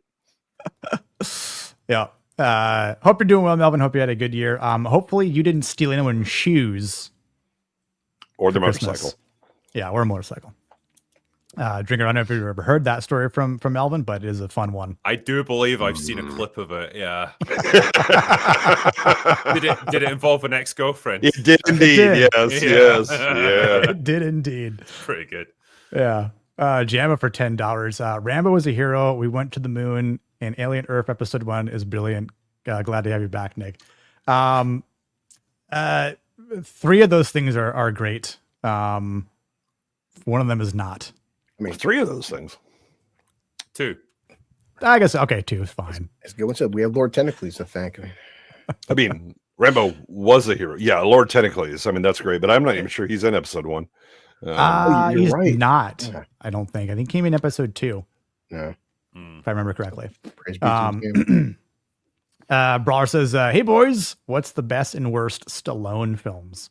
Ooh. I mean, it's probably going to be Rocky is the best, I would imagine. But I mean, this one ranks pretty high for me. This is good too. Yeah. Because he's acting his ass off in this film. He is. Oh, he is. Yeah. I think in terms of worst, like I think Stallone himself said that "Stop or My Mom Will Shoot" is like the shit. Oh my god, was that bad? He actually regrets doing it. And we regretted him doing it at the time. Yeah, he was trying to compete with Arnold. That's the only reason. Yeah, I think Arnold actually convinced him to do it because he was like pretending like he was. It. Yeah, he pretended like he was super interested in that script and he desperately wanted to do the movie. And so Stallone's like, "Oh, I'm going to take this right up from under him." No. I gotta see the box office in that. You played yourself. Yeah, that's like the whole Arnold and Jesse Ventura, whose biceps are bigger. Shtick from Predator, right? Like. It's like, no, it's fine. Your wardrobe's bigger than mine. You know, let's just measure them right here on the spot, huh? You know. Yeah. Arnold he played some great pranks on people. He actually had a pretty good sense of humor. Yeah, he actually does. Do you ever see the one where like I think it's Pump and Iron, right? So back during his bodybuilding days, and he was talking about this guy he played a prank on. Like it was another bodybuilder who wanted advice from him, and the guy was like super cocky, and Arnold's like, "Oh yeah, you got to try this thing. It's the latest thing in Europe. Like every time you hit a pose on the stage, scream as loud as you fucking can. And when you're going up high, go like ah." I was gonna say he goes like, oh, like that. Yeah, and he's like, and the guy did it, and they had to bring security in to take him off. Such a great. He's like the ultimate shit lord. Well, I mean, you do see like in Pumping Iron, you see how much like the mental games he played to win. God. You know, Ferrigno. Remember he was Ferrigno. He gets on Ferrigno a lot. Yeah.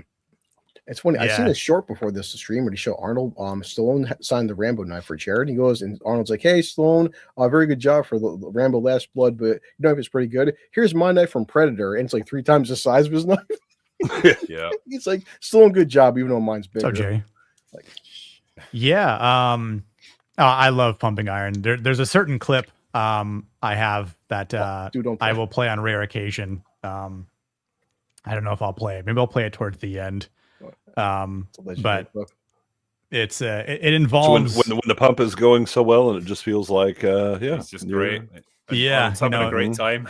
Right, in the gym, and then in the bedroom, it's the same effect. Like, I've lifted plenty of weights, never felt like that. Nope.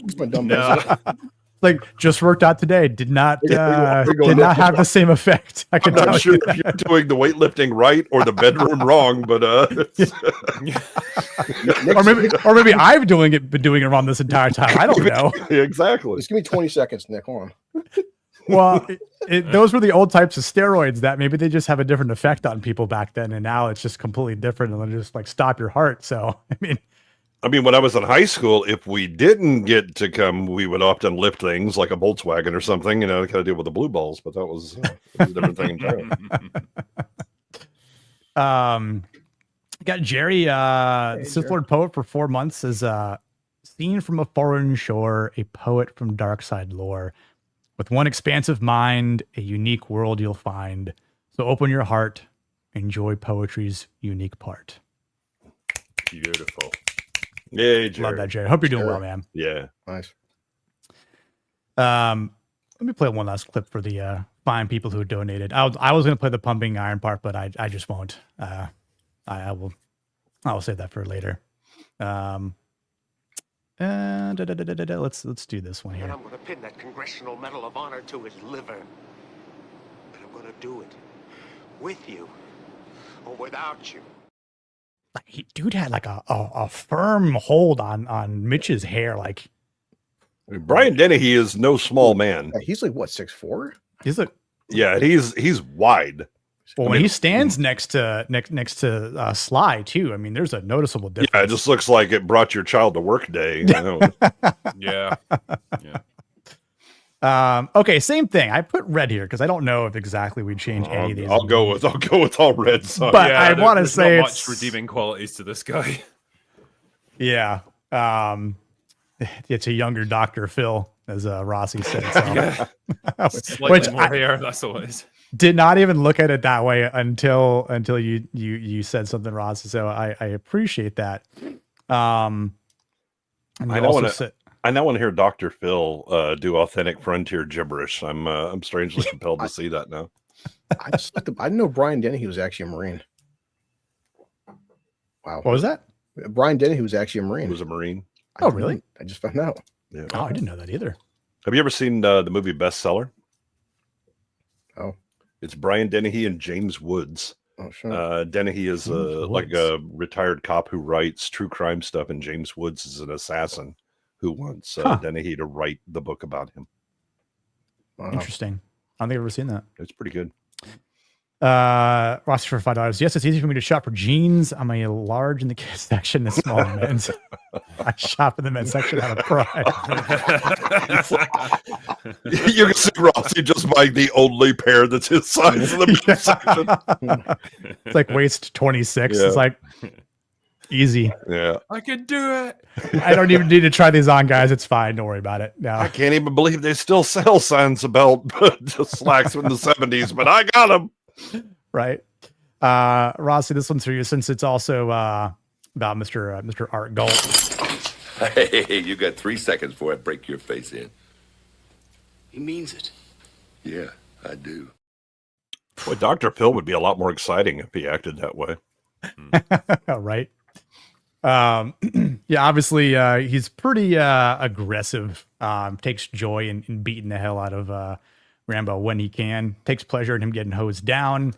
Lacks the honor that Teasel has. Again, like being a sergeant for the sheriff's department. You think again he might have a little bit more of what Will Teasel has, but he doesn't here, right? I mean, again, for the time that he's alive in this movie, again, I'm not sure how he's portrayed in the book, but he's this. I think he's also the reason why Rambo acts the way he does. Like I think you made the I forgot who it was when you made the point. Right? He's the agent Mitch, of chaos, the trigger point.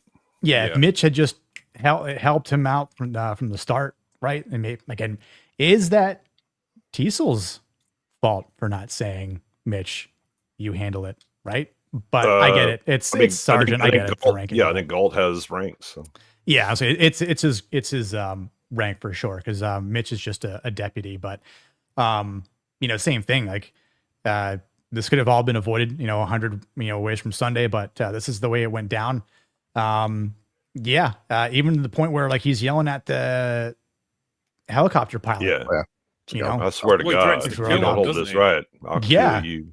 I'll kill you. And the guy just looks at him like he's like he might. Yeah. Art, you can tell that Art definitely owns a Porsche 911 because he is compensating for something very small. He's just, he's like the guy who took this job as a sheriff's deputy.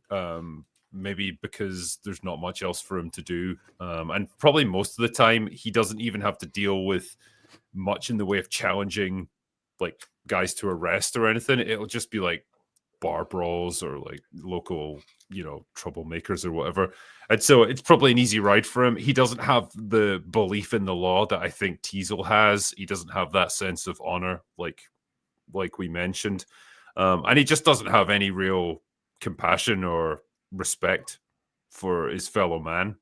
He's just lays down the authority, abuses his authority, and he's happy to inflict a bit of punishment and a bit of cruelty on people.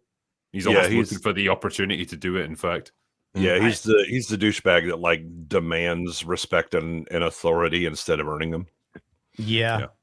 I'd even say too, I mean, obviously it's more toxic masculinity here. Yeah. And even just from the fact that Rambo is clung to a mountainside, with no real way, no real place to go aside from jumping onto a tree and potentially breaking some things on the way.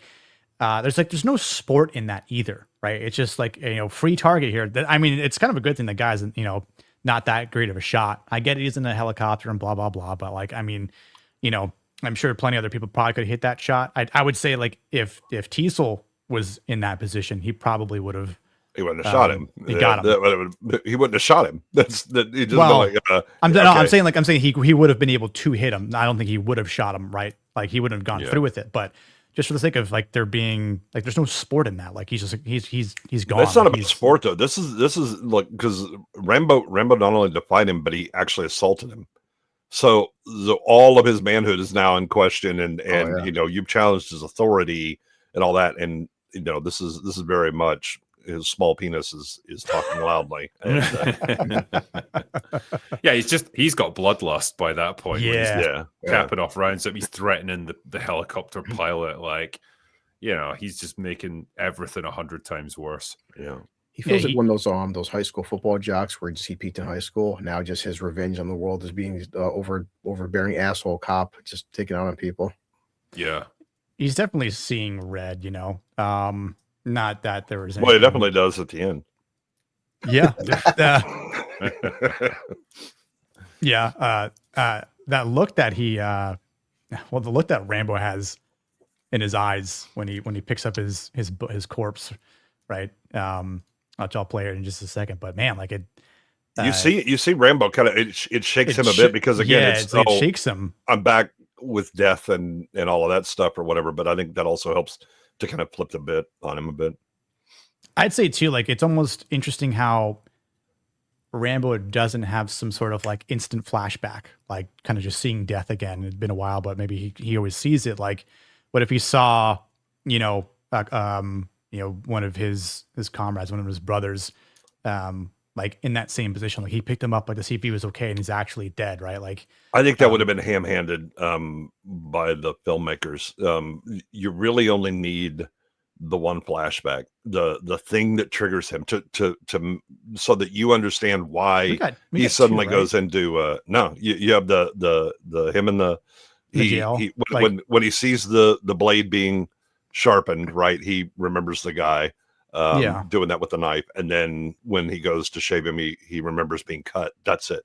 There's no more flashbacks. There's other one where it's like they're asking his name. Yeah, he's underneath like in that pit, right? And he's but that's so it's all when he's in the jail, right? And so it explains why he becomes violent, and you need it for that. But everything after that is just him, and I think that's more than enough. Yeah, I think so. That's not bad, Rossi. Let's talk about Deputy Mitch Rogers. I forget what phrase you said earlier, Goodwin, but obviously he's this abdicator where he is trying to, be something other than what Galt is portraying. Like, he says like, in the jail cell, oh my God, we need to tell, Will about this. Like, we need to report this. He's like, nah, this is okay. We don't need to do that. Even when like, he's like, I knew that there was something special about that guy. He is aware of, something about like Rambo has this sort of aura about him. Again, not saying it's a good thing, but there's just something that like, he recognized, but I think his character is compromised because of his involvement, maybe the surrounding or system in place between Galt and Teasel, right? Because like he's on the lower end of the totem pole, right? Like there is this sort of fear in his character. And not to say like there's anything wrong with him being afraid of Rambo. I mean, I think that's it's very fitting, especially when he gets stabbed in the ass or upper hamstring. But I think his failure isn't like, it's like his passivity, I think, in everything here. Like, I mean, I don't wrong him for refusing certain aspects of wanting to comply with what, Teasel is saying after Galt's death. But, I do think that his inaction is also sort of his detriment. Like, you know, I don't know what he could have done to not be involved. I mean, it's sort of like, again, it's his job, it's his duty. Like he's there to serve as a sheriff, and he obviously has to listen to Teasel, but at the same time, like there's something within him that is restraining. Like he doesn't want to do it at the same time, because it's like, oh, like damn, this guy's got CMH. He's a Vietnam vet. Like, you know, maybe Mitch isn't like one of the types of people that understands and respects people that have served. I mean, again, he knows, you know, Will Teasel served. So he I guess maybe respects Will Teasel to a certain extent. But again, he's sort of pushed, to that point here where he has to do what he's told, right? Like he's kind of get in line and shut up and obey, right? I think all the building blocks of, say, a good person are present in him. Like he's pretty moral. He seems to have a decent amount of compassion towards Rambo. He's much more level-headed than someone like Galt is. He's fairly cautious and pragmatic. He's the one who comments that it feels like Rambo's the one who's hunting them rather than them hunting him. He senses something's wrong. All this good stuff. These are good traits to have in a person. He's just let down by the fact that he's much younger than the other deputies. He's lowest in terms of like actual rank and seniority, so he can't really command them, and like they don't listen to him that much. And he's allows himself to be intimidated by guys like Galt into obeying and going along with things that he doesn't necessarily agree with. Yeah. You know, it's probably just because maybe if he was 10 years older, he would have grown into a more mature person by that point and would have stood up for himself a lot better. As it is, he sort of just gets carried along and railroaded into this thing with the rest of them. Yeah, because even during the police station scene, when Rambo first takes his shirt off, he sees the scars. He's like, man, he's like actually visibly shaken by it. Of course, Art's like, yeah, who gives a shit? And they're hosing Rambo down. He's like, he's looking away. Like it's bothering him. They're essentially torturing Rambo. And then even during the shaving scene, he's just like, guys, something's wrong with this guy. Stop doing this shit. Yeah, he's trying to reassure Rambo at that point. He's like, easy, take it easy. We're just going to shave you. We're not going to hurt you. I mean, he's trying to. It's important to point out that he's the youngest of the deputies, and so you're kind of looking to the older ones to provide the guidance and how you do things or whatever. The problem is you got Art Galt involved, but yeah, he recognizes that Galt is misbehaving, but he's also intimidated by his inexperience and the position of others. So he kind of defers to authority. He doesn't notice when Will is holding him and all that. He's not really resisting much, but he is trying. He does try to pick a fight with Ward when Ward kind of calls him out for being afraid or whatever, and he's like, "Let's go, right? Put down the gun and let's get it on." That he is, as Drigger said, he's got all of the components of being a good cop. He just doesn't have especially good examples, in leadership. Yeah. I don't think like him avoiding some responsibility or like, having like a weaker moral compass or like just having some sort of incomplete honor is a bad thing. Again, like, I think these are steps in the right direction. Yeah. Right. So again, I agree. Rachel, like where like,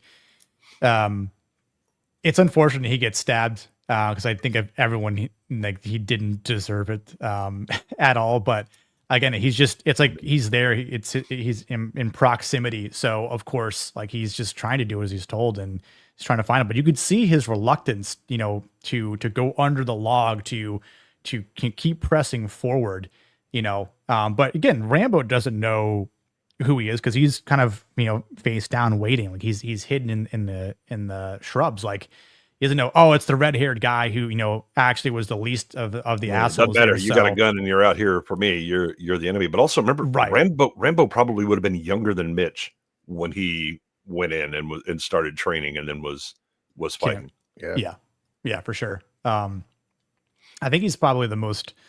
I think he's a likable character.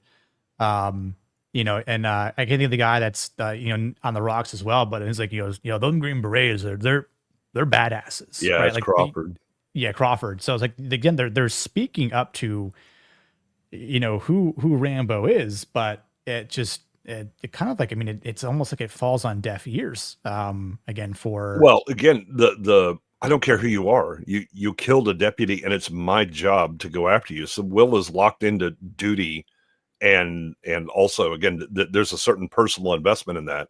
But more than anything else, I'm not handing this off. Oh, I hope someone else solves my problem for me. That's not who he is, right?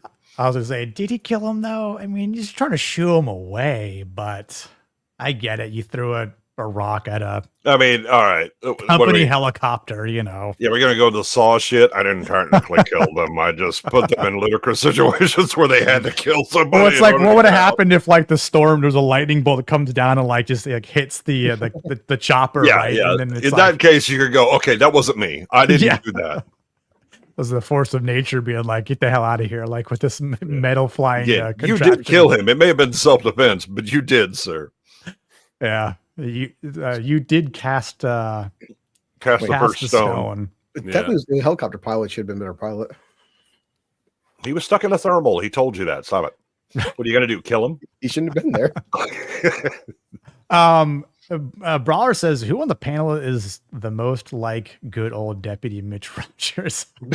Nick. Blue collar. Hell no. Blue, you find the good in any movie, no matter how shit it is. Yeah, but I've been stabbed in it. Actually, I have been stabbed in it. Yeah. Never mind. I'm not even going to repeat that. But I would say Blue does look for the good in most movies. I mean, you even found good in Avatar, Fire and Ass. Wow. It was pretty. Yeah. Can't argue with that. See, there you go. like I want to see Avengers Doomsday. It looks pretty. Yeah. Blue's like, those avatars, they're real blue asses.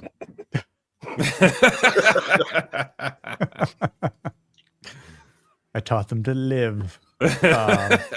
Exactly. We shall to go down that pathway. And we won't. Okay, so I want to talk about. We mentioned it earlier when we were talking about Rambo initially here, but talking about the arrest and the jail trauma. Is there anything else that we really want to add to this? Again, we've already established the essential summary to how this all occurs, right? The fact that he's there seeing an old friend. He's there for food, but he gets told, yeah, there's one, you can find food 30 miles out of town here. To the point where he's like, why are you pushing me? Right. Like, again, like I understand it's the aspect of Rambo. All he has to really do is communicate. But I brought up the fact that this is him learning that his last brother in arms is now deceased, so he didn't get a chance to say goodbye, to try and find someone that understands what he's been going through the last several years. And maybe that connection would have maybe alleviated some of this trauma, this PTSD that he's been dealing with, or maybe just ask his brother, like, how have you adapted since you got out? How you got back? Yeah, because I mean, I think we obviously touched on the arrest and stuff earlier on, so we kind of covered it fairly well. But the only other thing I would add to it is when Teasel drops him off at the edge of town, Rambo gets out the car and then immediately turns back and starts walking back into town again. Just that passive, like, fuck you, because he's obviously he not just dealing with the grief of losing his friend. I think he's just in a real, like, pissed off mood generally after everything he's been through and having a pretty terrible day. And then suddenly this idiot comes up to him and starts, like, giving him grief for doing nothing wrong. He's just like, nah, fuck you. I'm gonna do the exact opposite of what you want, just to piss you off. Yeah, it's basically I'm not going to accept your authority. And Will is like, no, I'm sorry. This is not how this works. Also, he is technically lawfully detained because vagrancy is the thing. Will, like, when he's driving through, he's explaining, he's like, you don't have any place to eat here. You wouldn't want to eat here. You know, this is just it's a boring town, and we kind of like it that way. And people pay me to keep it boring. And then when he lets him out, he goes, you know, hey, you know, just right that way, you know, you'd be Portland. And oh, by the way, if you took a bath and got a haircut, you might have less hassle. Right. Mm-hmm. I mean, Will is like trying to give him some advice. You know, he's like, you know, Right. dude, you just showing up like this. Yeah. Cops are going to give you the business because you look like trouble and you smell like trouble. And so trouble can just get the hell out of the town. And Rambo then turns around and starts walking back. And Teasel's like, you know, again, when he gets out, you try to help some people. Right. And nah, I'm not having it. All right. And then when he starts to lay his hand on him, Rambo jerks away. Right. That's when it escalates, where he's immediately, oh, okay, you're gonna get physical, then we're gonna have an entirely different interaction. Yeah. Which right there also Rambo wanted to. He could have knocked Teasel out in about 2 hits and just walked back to town. So it's like they're both. He's just still restraining himself. Yeah, I do think again this could have gone much better to Rambo's part, and I think for Will Teasel, as he's looking in his rearview mirror, like he's like, I've seen this before. You know, some hippie doesn't want to, right? Someone's rebelling. You know, someone wants to play a smartass. Like, okay, like, you know, now. I was friendly. I was kind of giving you some advice. I was being you know, lenient, you know, to you, even though you're kind of giving me this like standoffish behavior. You don't want to be openly communicative with me, so I'll give that right back to you. And the fact that he, you know, immediately comes down and then obviously finds you know, a rather large knife on his personnel. It's like, what are you doing with this? Hunting? What are you hunting? Elephants? You know, not quite, but. You know, the fact that this isn't some like measly, you know, knife. I mean, the fact that it just, you know, just shreds that paper so gently. Yeah, you know, the best line is when Teasel pulls it up and he goes, you know, what is, you know, hunt. What the hell do you? Nobody's stupid. What do you hunt with a knife? And he very quietly says, "Name it." Yeah, like that is such an underkept or like unspoken line where it's like, doesn't matter. Like could be you, bud. Like you just don't know. I mean, obviously that's the real suggestion. This is a dangerous man. This is not your average ordinary guy. Right. And then, oh, by the way, later in the movie, they pay it off when he kills the hog. Yeah. True. Oh yeah, that's right. Yeah. Yeah. It's something that him and Mac have in common from Predator. Right. Yeah. Good at, killing hogs. Couldn't pick something bigger. Yeah. That's it. Even Mac you, Poncho. then Mac is even more masculine than Rambo because Mac's still dry shaved. That's true. Yeah, he didn't pussy out. He just went ahead and did it. Yeah. He broke the razor on his face. God, you know, right. Well, to be fair, it wasn't a straight razor. If he'd have broke a straight razor on his face, that really would have been impressive. Well, obviously, yeah, no. Little like trying times. What was it? Those little Bic razors. Yeah, a little Bic. Yeah. Oh shit! Plastic contraptions. Now, see, if Max shows up here, he's wearing a 3-piece suit. He looks good. He ain't getting hassled by nobody. Yeah. He's green berets for breakfast. Yeah. Arnold actually eats him for breakfast, though. Sadly, I just say Commando. He shows up. I love that movie. Oh gosh. Yeah, I was going to say too. You mentioned, given where I was going to go in this direction, where Will starts to assess him to be a bigger threat. Like, okay, this isn't some regular drifter here. Like, I got to take this guy in and cuff him. But it's the initial jerk. Like, are you trying to avoid being arrested here? Because if you do, then it's going to make your life more of a living doesn't hell. matter. Will immediately goes to his pistol, right? And oh yeah, no, jerks back and is like hand on it. He's like, all right. You want to get physical? Trust me, I'm the police. We will out physical you. The problem is that Will's misunderstood this situation. I agree with with civilian mindset. Yeah, I would agree with Blue here. Like, I don't think Will's getting a shot off. I mean, it might shoot the ground, but it's not gonna get close to Rambo's body at all. I don't because Teasel is a bigger human. I don't think he'd obviously like one shot him and break his jaw and sleep him like that. But I think he would obviously probably get him on the ground before. He has the benefit of youth and more recent training, but again, Tiesel's also military trained and bigger. It wouldn't but he's be also easy, older per and se. out of practice compared. Yeah. Plus, with that knife, before Teasel got to that gun, that knife's already inside his jaw. He's done. Yeah. What's up, Jacob? How you doing, buddy? Yeah, I just say too, maybe in the jail too, like just talking a little bit more about Galt, which we already touched on. The fact that again, like he is this catalyst of chaos, and again, him being removed from the entire situation would have made things a lot smoother. Yeah, I mean, because you see, Mitch takes him. He takes Rambo downstairs. He when he sees Ward, he's Mr. Ward. Could you this and that and whatever? And Galt is there, and already is getting pissed off because Rambo won't tell him his name. Yeah, and I don't know too, like how big of an ordeal was it to just roll your finger across a sheet of paper to get your blueprints or your fingerprints? Just being obstinate at that point. Yeah, it's like, all right, bud. Like, I get you don't want to be there, but at that point, like, come on, like, cut us some slack. I guess maybe Nick is like would say you figure this guy just came back from the war and he's been tortured for years and years, and just something's like having your hand forced down. You're like, you don't want that shit. It's still reflex because, like Jay said, he's not back into society yet, and just you're always on edge 24/7. Some guy's forcing your fucking hand down. You're like, no, man, I'm not doing this. Yeah. We did talk more about the entire forest pursuit.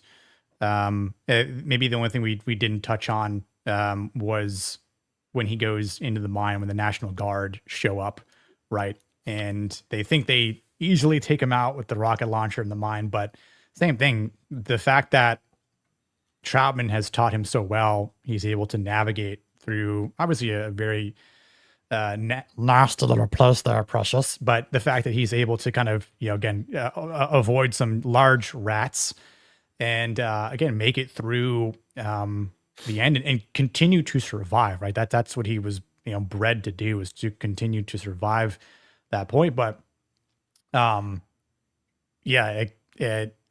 knows that he's like that they're not going to get rid of him so easy, because he's like, there's like part-time workers here. Like, I didn't want to be here, but like, I gotta go back to the what was he saying? I can't think of the guy in the. You gotta go back to pharmacy. Pharmacy. That's right. it's the National Guard guys are actually quite funny the way they argue. They with are. Each other. It's like, I want you to go up to the left and hit him with the rocket launcher, and it's like, hell no, Clint, I ain't going out there. Are you crazy, Clint? And it's like Rambo can hear the whole thing. So, I know.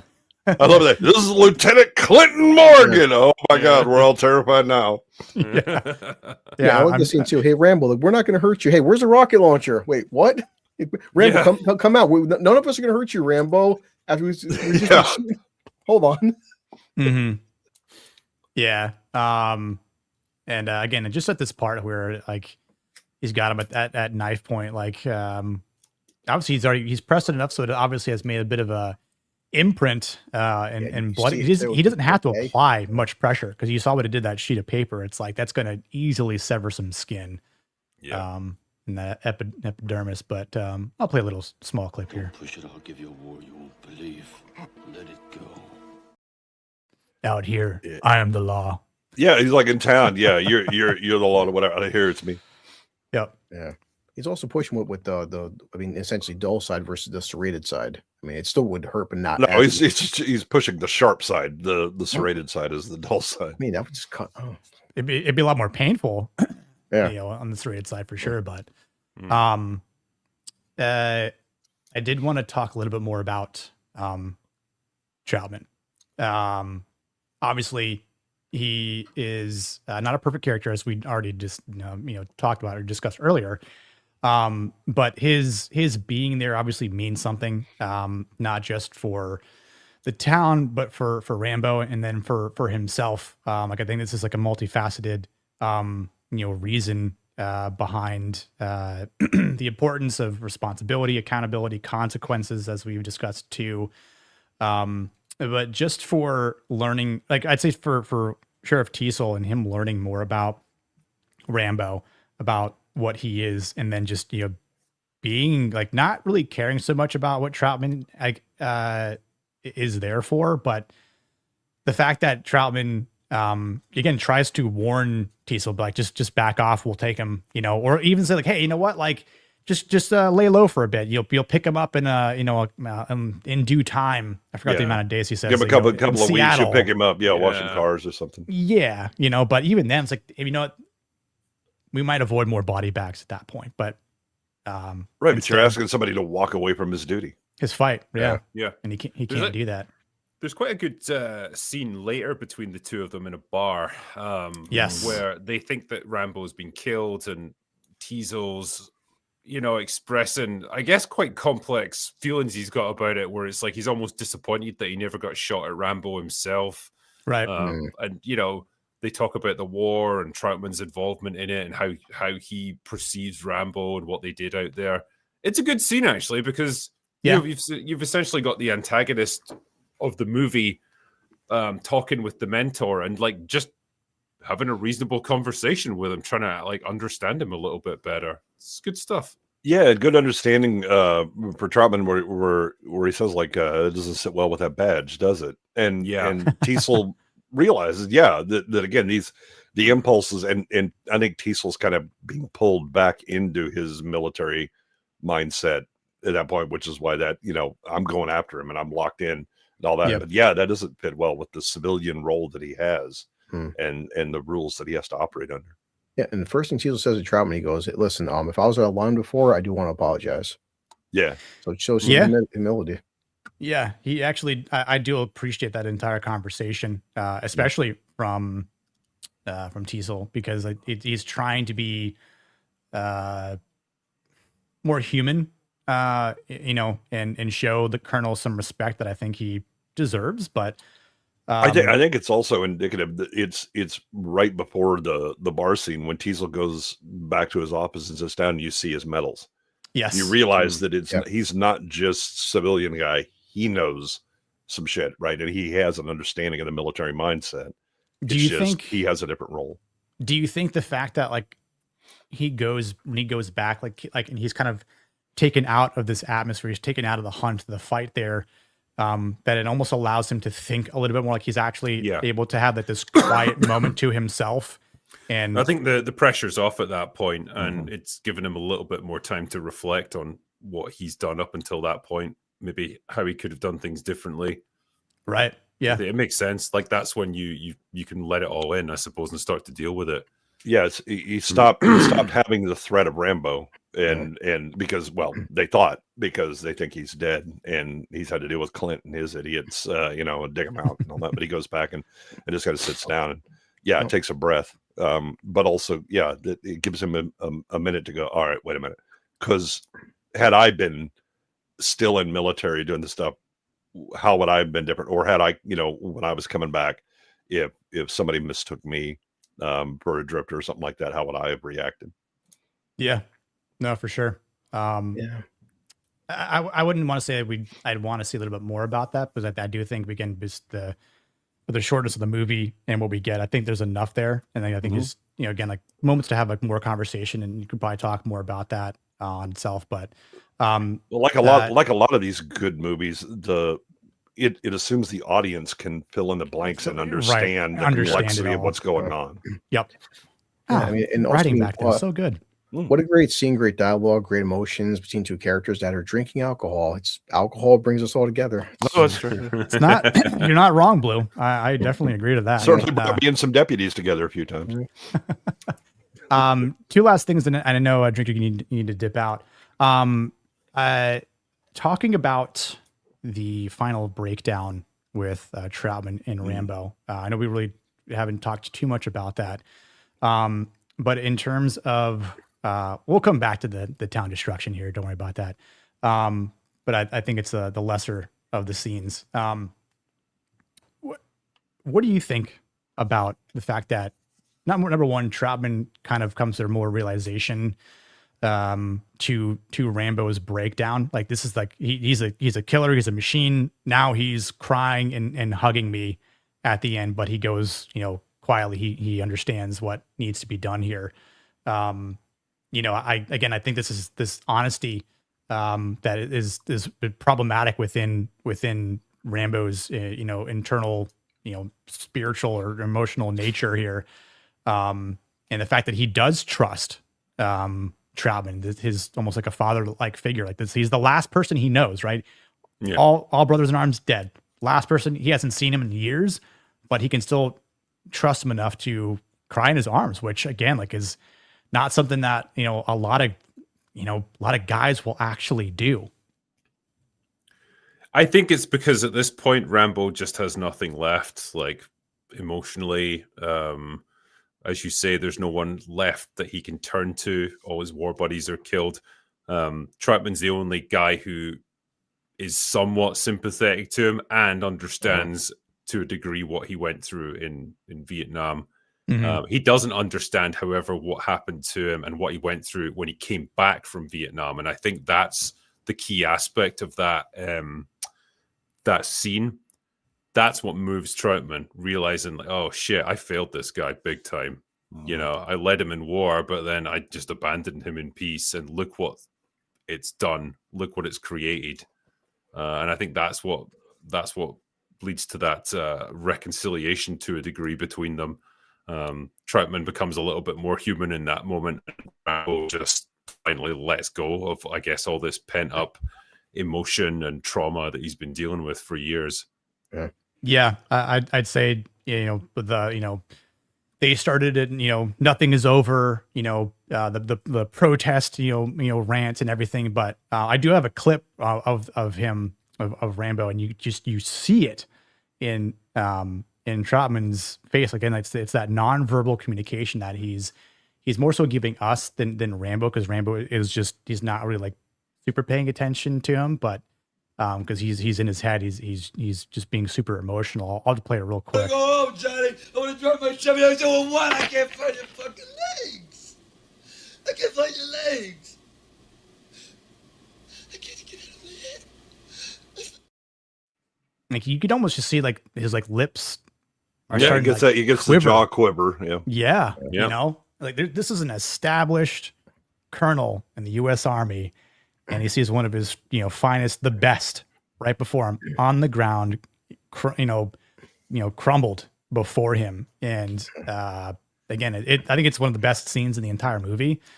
I know it doesn't happen that way in the book, but it is a great moment between them. And I think in terms of like just the masculinity aspect too, there's a lot that kind of speaks to just choosing this honesty and obviously surrendering to himself too, not just like surrendering to the cops. There's more of a surrender analogy that's happening here, and it's obviously like being accountable, and obviously like there's integration with strength and emotions here. So Yeah, I think the interesting thing about Troutman is he's never had to do the adjustment back to his civilian life, right? He's still in the military. And so, seeing what John is going through, that makes him realize, kind of what's good. Because like when he walks in, the first thing he says is, it's over, Johnny, it's over. And and then he starts talking about, look at the tactical situation.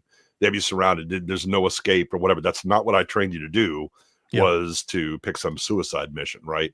Right. And that's kind of what breaks Rambo, because he's no longer in a situation that he can, escape from or has a plan for. And then, goes through, and you see Troutman realize the consequences of not only his creation, but that there was no off-ramp for him or path, to continue being successful. If you can kind of see the progression of his approach to Rambo throughout this scene, right? Because initially, as you say, he tries to explain to him the tactical situation, and he's in military terms. You're outnumbered, your situation is hopeless. He tries to reason with him. Yeah. Then he progresses on to like raising his voice and telling him that it's over. It's like he's trying to command him now to stop. Right. Yeah. And in the way that you would discipline a child. And that's when it provokes Rambo into like his rage. But then that rage then progresses into this emotional meltdown where he gives out all the experiences that he's had and how it's destroyed him emotionally. And then Troutman's dealing with them progresses to a much more human level of just connecting with another person, another human being who's deeply damaged and is almost like just begging him for some kind of help. I don't think Rambo even knows what he wants from Troutman at that point. He just wants another human to understand him a little bit. Yeah, and as he says, when he's having the breakdown, that he goes weeks without communicating with people or whatever. He is talking to someone who understands some of the things that he's gone through, at least in combat, and is really the only one that he could talk to. And so he's just doing this dump, and Troutman suddenly realizes the depths of his pain and how lost he is. Yeah. Two last questions, Drinker, and then you are free to leave. Which of the scenes do you think is the most masculine? And then what would your masculinity rating be for this movie as a whole from 1 to 10? I'm going to say the scene between Teasel and Troutman in the bar, actually, because I think it actually takes a big person, a big man, to admit when he's wrong about something, when he's maybe gotten out of line, and then try to make some kind of amends with the person and try to reach a better understanding with them. Not through like yelling at them, not through trying to dominate the situation, but hey, let's try and talk this one out. They're two very different guys who obviously have very different experiences and perspectives on Rambo and life and how everything works. But they don't have to resort to screaming at each other. They can sit down over a drink and try and work it out. And it doesn't resolve perfectly, but there's a degree of understanding between them after that. And I think that's a pretty fucking good way of dealing with things. So it'll probably be my favorite scene. Yeah. It's a good one. And what's the rating? Is it out of 10 or something? Yeah. You want? Yeah. This is a strong 8 or 9 because this isn't like some big testosterone fest. It's not like that kind of movie. It's a much more personal sort of thing. Yeah. But it addresses a lot of these themes about honor, duty, serving your country, bravery, betrayal, how you cope with all of that stuff. And Rambo's a pretty amazing archetype for that sort of thing in this movie. So yeah, it's up there. It's probably an 8 or a 9 for me. Yeah, that's great. Thank you for that as well. And dude, thank you so much for being here. Truly appreciate it. Didn't mind adjusting the schedule on my end either. It's been kind of fun to do it a little bit earlier. I know you got open bar coming up this week. Yeah, I got open bar on Thursday. Yeah, gotcha. But yeah, it was fun to talk about this movie, man. I'd forgotten how much I enjoyed it. It's nice to be reminded sometimes. Yeah. Yep. Yeah, I think it's the cool thing about these streams is, obviously looking at any sort of movie reviews, you can always kind of maybe think about some movies that you haven't watched in a while, or in general. So it's always kind of fun to go down that path. But I think we also make the mistake of remembering 80s movies as Commando and big cartoon things or whatever. But you also had really intelligent things like First Blood that there are a lot of deep themes going on. Yeah, like we did Lethal Weapon, last month as well. Yeah, which is far deeper than people tend to remember. It's like, watch it again. Yeah, there's a lot of shit going on in that movie. Good moments to that movie. Yeah. Mm-hmm. Yeah, also a better Christmas movie, but it is better than Die Hard. And no, everyone sleeps on it for a Christmas movie. Wake up, people. Yeah. But man, thank you so much. Would love to have you on here again at some point in time if there's another movie that tickles your fancy. Just we'll have to chat at some point. For sure, I will come at you with some suggestions in that case. Yeah, by all means, throw me some my way, and a lot of people tend to do that, which I appreciate because it just kind of gives me more options and things to talk about. So really appreciate it, man. Have you guys done Crimson Tide before? That might make for an interesting discussion. I think it's it's one we've talked about doing, but I don't think so. Yeah, right. We've definitely. I think it's definitely come up. Draker, I got one for you. Secondhand Lions. You son of a bitch. I that's on the list of like potentially Got in the next Robert couple of months. Duvall and Michael Caine. Michael Caine. That's a good movie. Michael Caine. Michael Caine. Michael Caine. Michael Caine. Right. Well, anyway, gentlemen, it's been a pleasure talking with you this evening. So I'm going to shoot off, but yeah, enjoy the rest of the stream. I'll catch you next time. Cheers, man. Happy New Year See as you well. later. Hey, buddy. Thank you. Bye. Later. Yeah. I know we skipped over the town's destruction, but I mean, it's basically just Rambo being tactical and yeah. You know, The only thing I wanted to call out about that is the fact that he does what he can to obviously he's avoiding civilian casualties as well, right? He's not trying to be super reckless. I mean, like, I think it's more strategic, like, let me go take out the gas station. Let me, affect the electrical grid, and cut the lights off. Let me go to the local gun shop, blow that up. Now, obviously he's accumulating damage, that would, take money to repair. He does crash that one police car.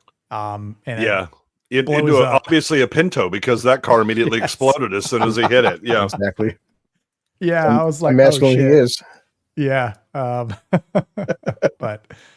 yeah, I had a buddy that bought a deuce and a half because he had a mud bog that he had friends that would go mudding in and they'd get stuck, and so he bought a used deuce and a half. And there was a guy that had a hopped up Dodge truck that he buried it like to the floor pan. He's like, "Oh, hook it up," and he's like, "I don't think that's a good idea." He's like, "No, it's fine." And so he hooks up, and that deuce and a half pulled that truck in half. It broke it broke the frame right behind the cab. Jesus. Oh my God. You put all 6 wheels into very, very low and it grunt. Got a couple super chats, and then we'll just kind of touch back on a couple things.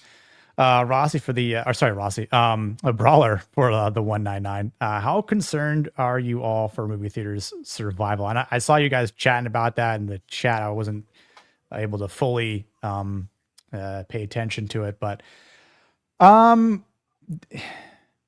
this is something we could probably spend an entire stream on alone, which I'm sure people were probably already doing. In short, I don't know. I mean, I guess it really depends on. I'm more concerned about the movies themselves that are coming to theaters. I think if you have well-written films that people appreciate, again, if you have films with great concepts, great writing, like Rambo, where you're not trying to drive some weird agenda, you're not trying to dumb down the audience. You're letting us think analytically, critically, or just enjoy something at such like a casual level, right? That are fun films that, again, like those old comedies that are just like, there's nothing here, just fun jokes. Like, who cares if they're a bit sexist or racist? Like, whatever, right? Like, that's not a bad thing, for the sake of like a comedic film trying to do just that, make you laugh. If it offends you in any certain way or form, I mean, that's a you thing, not a me thing. Mm-hmm. So I'm more concerned for Hollywood itself and just the types of films that they're continuing to make. And, I don't know what's going to happen per se still with this whole WB Netflix Paramount thing. We definitely have not seen the last of it. I know Netflix said some, weird things like, oh, we'll only put out movies for like 17 days or something like that. Yeah. In the theater, and then it'll go back to streaming. So how's that going to affect people, to just wait? I don't need to see it opening weekend. I'll just wait until it's in the comfort of my own living room. Like, I mean, they're doing that anyway. That's the most of the money. It's already happening in those first 2 weeks anyway. Right. I think movie theaters have a very long road to hoe, and some of this is their own creation. They denigrated and devalued the experience of seeing something in a theater by essentially making it somewhat larger living rooms. And they've look, we have 87 screens, all of which are about the size of one of the walls in my living room. So, okay, I'll just get a projector and call it a day because I can be more comfortable and pause a movie if I need to. But they also tied themselves to big studios who were constantly consolidating and in competition with them. Look, when the studios told you they're setting up their own streaming services, they told you they are in competition now. And theater chains, of which there's only like 2 major ones now, essentially went, oh, that's fine. We'll just keep making more screens somehow, as if that will work. Right. They are going to have to at some point recognize that Hollywood does not have their best interests in mind. They have to have their own best interests in mind. And so they have to turn, they either have to start, finding independent stuff to put into theaters, and get back audiences, but also things like K-pop Demon Hunters, where they work with Netflix to go, hey, there's a social event. It is already established that there's an audience because of the streaming side. So bring it into the theaters where there can be a social, setting and that people just have to go. I think that's the only chance the theaters have. And I think there's going to be a huge contraction in the number of theaters and the number of screens. And whoever figures that out first and actually turns the movie, the theater experience into a legit, get out of your house and worth going to experience, will win. And a lot of them won't. Yeah. I'd say just too, like, about seeing films, and we've obviously seen this a lot this year alone, where you've got these anniversary milestones for classic films coming back. I mean, we've got one big this month with Lord of the Rings. That's 25th year anniversary this year. I've already looked at a couple of theaters that have sold out showings, and again, like, I've been watching that from my own living room for well over 2 decades now. Nothing is going to change except the quality at which my living room changes or has changed over time, right? My upgrades, I guess. But I'll never forget seeing those films in the theater. Especially when I watched all 3 extended versions in one day for 12 hours, right? Like, that sort of experience is something that probably will never be done again. I mean, maybe, but just to speak to certain, like, seeing things for the first time, right? Like, I mean, like when Godzilla -1 came to theaters, I'm so glad I got to see that in theater, because that theater experience was phenomenal. Like, it's like the same thing. I wish I could have gone to the theater when Rambo or when First Blood first came out, right? Like, there's definitely films that again, when they have those milestone markers, like when Jaws 50th anniversary, boom, back in theaters. Back to the Future, Teenage Mutant Ninja Turtles. Next year, probably Predator, right? I never got to see Predator in the theater before, but guess what? We probably will next year, which is fantastic. And I'm sure a lot of people are going to want to see it because they're just fans of what that film brought to us. Now, not the rest of the IP, but one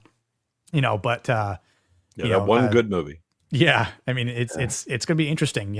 I don't think, like, again, I mean, I think I agree with what you were saying, Goodwin, too. Like, I don't think it's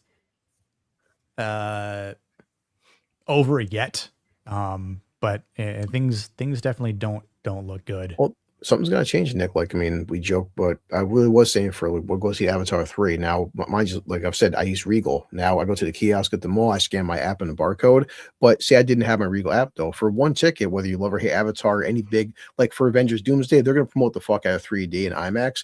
But to see one IMAX ticket for me and my kid is $26 for one ticket. Taking my kid to see a film is $50 fucking for the average person. Is most people going to take mom and dad and 2 kids to see a Minions film, going to spend $100 just on tickets? Then guess what? Kids get hungry. They want popcorn, soda, whatever the case may be. People aren't going to go spend on average $150 to see a fucking 90-minute film. No, I agree. And obviously that's the unfortunate part, where ticket prices. Well, especially one that is going to be now. so questionable in what its quality is. I don't have any questions. It's going to be shit. But for people like, I don't know, we'll try it or whatever. And it's like, I mean, I'd rather go play blackjack. I got better odds. Right. I was gonna say you could probably just go gamble somewhere real quick, Yeah, or just yeah. bet on a sports game, like Yeah. to win. Like, I mean, you I know, said, Nick, I think on 2 different streams last year that I said, for 2025, because my Regal app and not bullshitting, I probably saw about 85 films. And I would say, honestly, being generous, out of the 85 films I saw because of the app, maybe 3, I would say I would tell any of you guys to pay full price. And that's like Yeah. F1, Warfare, where fuck were good their experiences. I like Frankenstein, some people didn't, but like honestly, my major 2 films last year for theater wise was F1 and Warfare. That's about it. Every other fucking Yeah. film was maybe a $5 Tuesday or wait to come on $10 Netflix. Tuesday, something like that. Yeah. Yeah, Yeah. well, and the question is that had you not seen them, would you be willing to risk $50 to see if that's Exactly worth it or not? Yeah, it's something that I've definitely been reluctant on a majority of the films this year, which and I think it's one of those moments to where we know a lot of people that like to go see things like the moment they hit the theaters, and then they I might don't have give, FOMO. Initial like thoughts in our chat threads and stuff like that, or we watch it from another perspective without going down that path. And, and again, like I don't ever question what people want to do with their money. It is totally up to them. But I do think there are some, finer aspects like Blue said, like having that Regal pass makes it worthwhile. But you obviously have to put the time into, see certain, amount of movies per year to make it worth it. Well, and the last thing I'm subscribing to is new movies coming out in the theater. Fuck off, because I know they're going to be shit. I can just subscribe to nothing and have better time. Find a book, something like that. Yeah, that's so. 100%. Well, like, I just seen the new Daisy Ridley film. Honestly, about the trailer, I expected it to be terrible. It wasn't good. I would tell you guys right now that Daisy Ridley film, skip it. And it only because my Regal, I only saw it because I have the Regal app. If for the month of January, there isn't a single film without my app I would actually pay to see this month. Like I'll go see Greenland too, because again, I'm not paying for it. I'll go see. I like Greenland 1, but I'm not dropping $25 to go see Greenland 2. Yeah, I just to kind of highlight Brawler's comment here. I have faith in indie theaters. I don't think they're going anywhere, but still there's nothing like that experience taking your go to the movies. I'd say too, like, or taking like your kids to the movies. If there's like, good films for them, and which I don't know. I mean, I don't really know. I mean, there's some here and there that I guess are okay. But there's a pretty cool, indie theater that's here in Central Florida called the Enzian. And it, they have like the Florida Film Festival there. It's a really cool, outdoor. It's a single screen cinema cafe, and what is it? I think it's the 32 millimeter IMAX camera that they have here. Like I saw Oppenheimer there, and it looks like this old time, theater. Like there aren't like your traditional like seats. It's like you've got like these, bar, seats. You've got like circular tables with like, chairs you can move around. Like it kind of feels more homey. And like a place like that is never going to like, go out of business because they play a lot of, old films. Right? They're playing a restoration of Touch of Evil right now in 4K. So like there's like I think certain indie theaters aren't going to have any problem. It's like your AMCs, your Regals, like how many of those are going to start to shut down over time? I mean, like I know, was it Netflix that has a deal with AMC, right? If I'm not mistaken. Well, I mean, I know Netflix owns a couple of theaters, and right, like classic movie palaces. Yeah. So, again, I don't think I think some could get shut down, maybe certain areas too, but it's kind of. I think you're going to see a lot of them good. I mean, we've had 3 multiplexes shut down here in the last 5 years. Yeah. Because what the fuck are they showing? Right? There's no you had the lockdown and restrictions bullshit that broke people to the habit of going to the movies, but also the tremendous drop in quality of movies that happened right in 2020 and beyond, where even if you hadn't had lockdowns, theaters would still be fucked because all they've been putting out. Oh, Disney, they wanted all of our screens for the latest dog shit that they got off their yard and threw onto the screen for us. And you have to stop doing those kinds of contracts, right? Yeah. Because you're not going to make your money. You have to get something that brings people in. And the thing that I worry about, somebody said hey, they're showing the old movies. I have a real concern with entertainment becoming a backward looking thing, right? That's when the societies are going down. Yeah. When they no longer look forward, they look backwards. Yeah, he's right.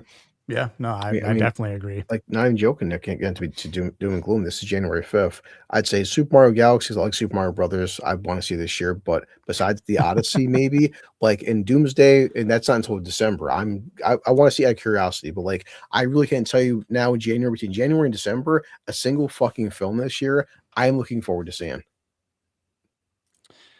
Yeah, I mean, the only movie I plan on going to see in theater this month is Lord of the Rings. So and that's a 25-year-old movie. Right, exactly. Like I can't tell you like a movie that's coming out this year that I'm excited to see or like looking forward to. Like, I've got some friends. I'm looking forward to them for perverse reasons where sure, I can't wait to see what kind of shit show it's going to be, things, or potential point video. And laugh at it. Right, but it's that's sad. That's sad. And, well, even like Jackson Bro said earlier about what about you're taking girls to the film? I would say when I was previous with somebody, I would have Friday night. Hey, you want to go see a film? You know what? Then instead of going to blow $60 in a film, how about we rent something on Vudu or Apple TV or something, a good quality film, get a fucking pizza, and we'll stay home and watch it, save a shit ton of money, and we're guaranteed to watch a quality film versus whatever dog shit's currently playing at the mall. Yeah, I mean that's the biggest thing is like when I was dating or whatever, it'd be like, okay, we'll go to the movies. What are we going to see? I don't know. We'll figure it out when we get there because I have a probably better than 75% chance of seeing something good. Not anymore. I mean, I have better odds at a crap table by picking a number right now than I do, in going to a movie theater and actually getting a good film. Yeah, and it's like it's interesting too. Like, I mean, being in certain cities, as like Rachel says here, like there's only one. I mean, in certain that's here in like Central Florida, there's a ton. Wow. I haven't seen any, but again, because like the tourist factor is so large. I mean, again, like that's probably not going to affect us at all here. Now other counties, other smaller cities, I'm sure, but it's sad. It's the writing. Oh, you know what? There's some movie that comes out on the 16th. I want to say actually has that Matt Damon in it. Matt Damon. That comes out on Netflix. It's some like Miami cop movie or something like that. Like nothing, groundbreaking for a premise, but again, like you're just expect to see that more often now. So later, Kojo. Thanks for stopping by. Appreciate the chats. Right. No factors. I'm lucky enough. My area, where I'm in New York, there's two major malls about 10-minute drive from my house. A friend of mine's in New Hampshire. He's a dude. I have to drive 45 minutes to a movie theater. If I'm driving 45 minutes to get there and 45 minutes back home, it better be worth the fucking 45-minute drive. Yeah. Yeah, 100%. Like a lot of everyone lives, and we know people that live an hour away from a theater. Like, I mean, that is a trek. I mean, 2 hours on just to see something that might turn out to be or might actually be a disappointment. Yeah, but again, when I was a kid, it was like 30 minutes to the theater because the big theater because it was in a bigger city. We didn't have one in the small town I grew up in, but it was like, okay, we'll go. I don't know what's playing. It doesn't matter. There's going to be something good. We'll decide when we get there. Okay, that kind of looks interesting. Let's do it, right? And often just by the fucking movie poster, that would be what decide. Okay, well that looks interesting, right? Predator, we had no idea what it was about.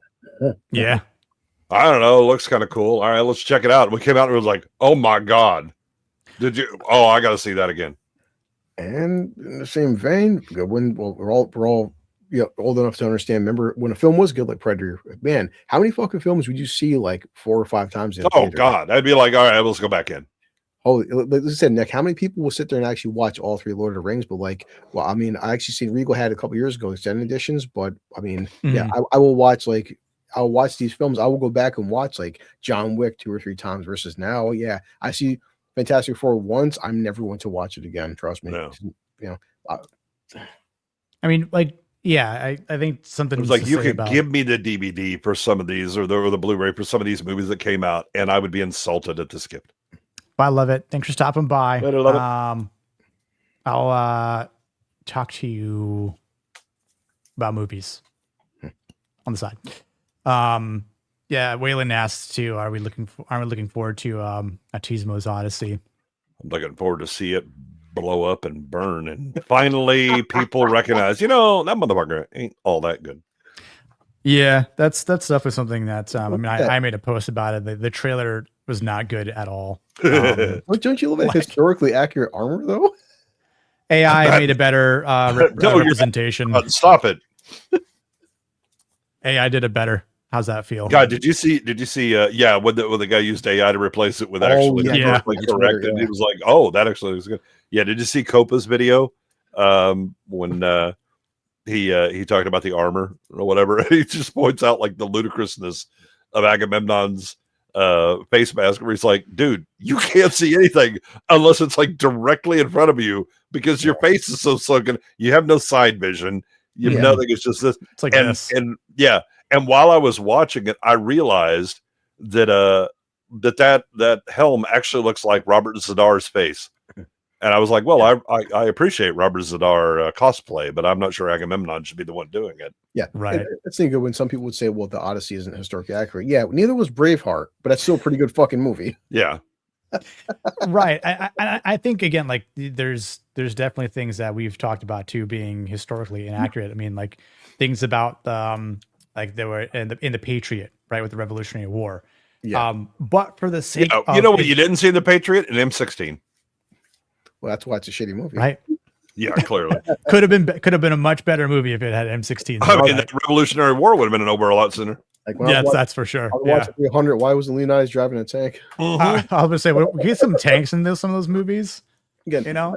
And at 300, it knows what it is. You know what it is. Zack Snyder knew what the fuck it is. Like, right. Yeah. The problem is that Nolan climbed so far up his own ass because Dunkirk was dog shit.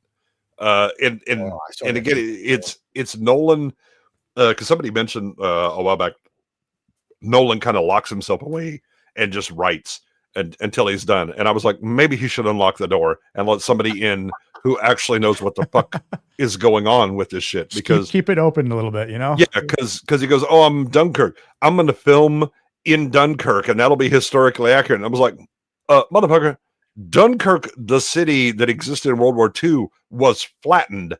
You shooting in Dunkirk now has nothing to do with what was going on then. Also, there were more than 8 men on the fucking beach, Christopher. Yeah. Instead of watching Dunkirk, watch 1917. Much better movie. Yeah, much better. Much better movie. Hey, if you really want to watch some shit, watch They Will Not Grow Old. Oh, let's listen. Also a much better movie. That bullshit super chat, yeah. What was that? Pete Jackson's half-hour super chat. Oh yeah, no. I mean, it was. I mean, I think to some extent it made. That's all right. There was more thought in those 30 minutes than an entire year of Jackson's actual show. And I hope he's still listening because he might have learned a thing or two. I gotta pour a drink for that one. Doing some more box office brawlers. What's he covering tomorrow? I can't wait for him to be on here. I honestly, it's gonna be fun. He's covering something tomorrow. Let me look it up. I know Kojo had already left, but I wanted to start because his recommendation was Universal Soldier. Oh God, hell no. Not quite. No, again, there's a difference between masculine and macho. It is definitely a macho-esque movie. Yeah. We already did Bloodsport. We don't need Universal Soldier. You know what tomorrow he's covering on his channel? Huh? Galaxy Quest. Yeah, I do know what he's covering, and I can't wait for chat to drag their ass. I will be there tomorrow night because I was already planning on doing Galaxy Quest at some point this year. So perhaps like I'll save that one down the line and maybe you just take notes and go, okay, make sure I don't do that. I'm Don't say I'm any of not those too much things. live in chat, so I'm gonna be 10 o'clock tomorrow Eastern Standard Time. I'll be in chat. Oh, go watch this Big Trouble Little China. Oh, I did because I was watching you in chat, you and Gord. I'm listening. Rose was dragging his ass along with them. We're trying to explain to these motherfuckers what hairpins are. Also, magic potions and Red Bulls. Oh my god. And there are some super chats. I want to play some clips for the ladies and gents here. Go home, Johnny. I want to drop. All right, not that one. We already played that one.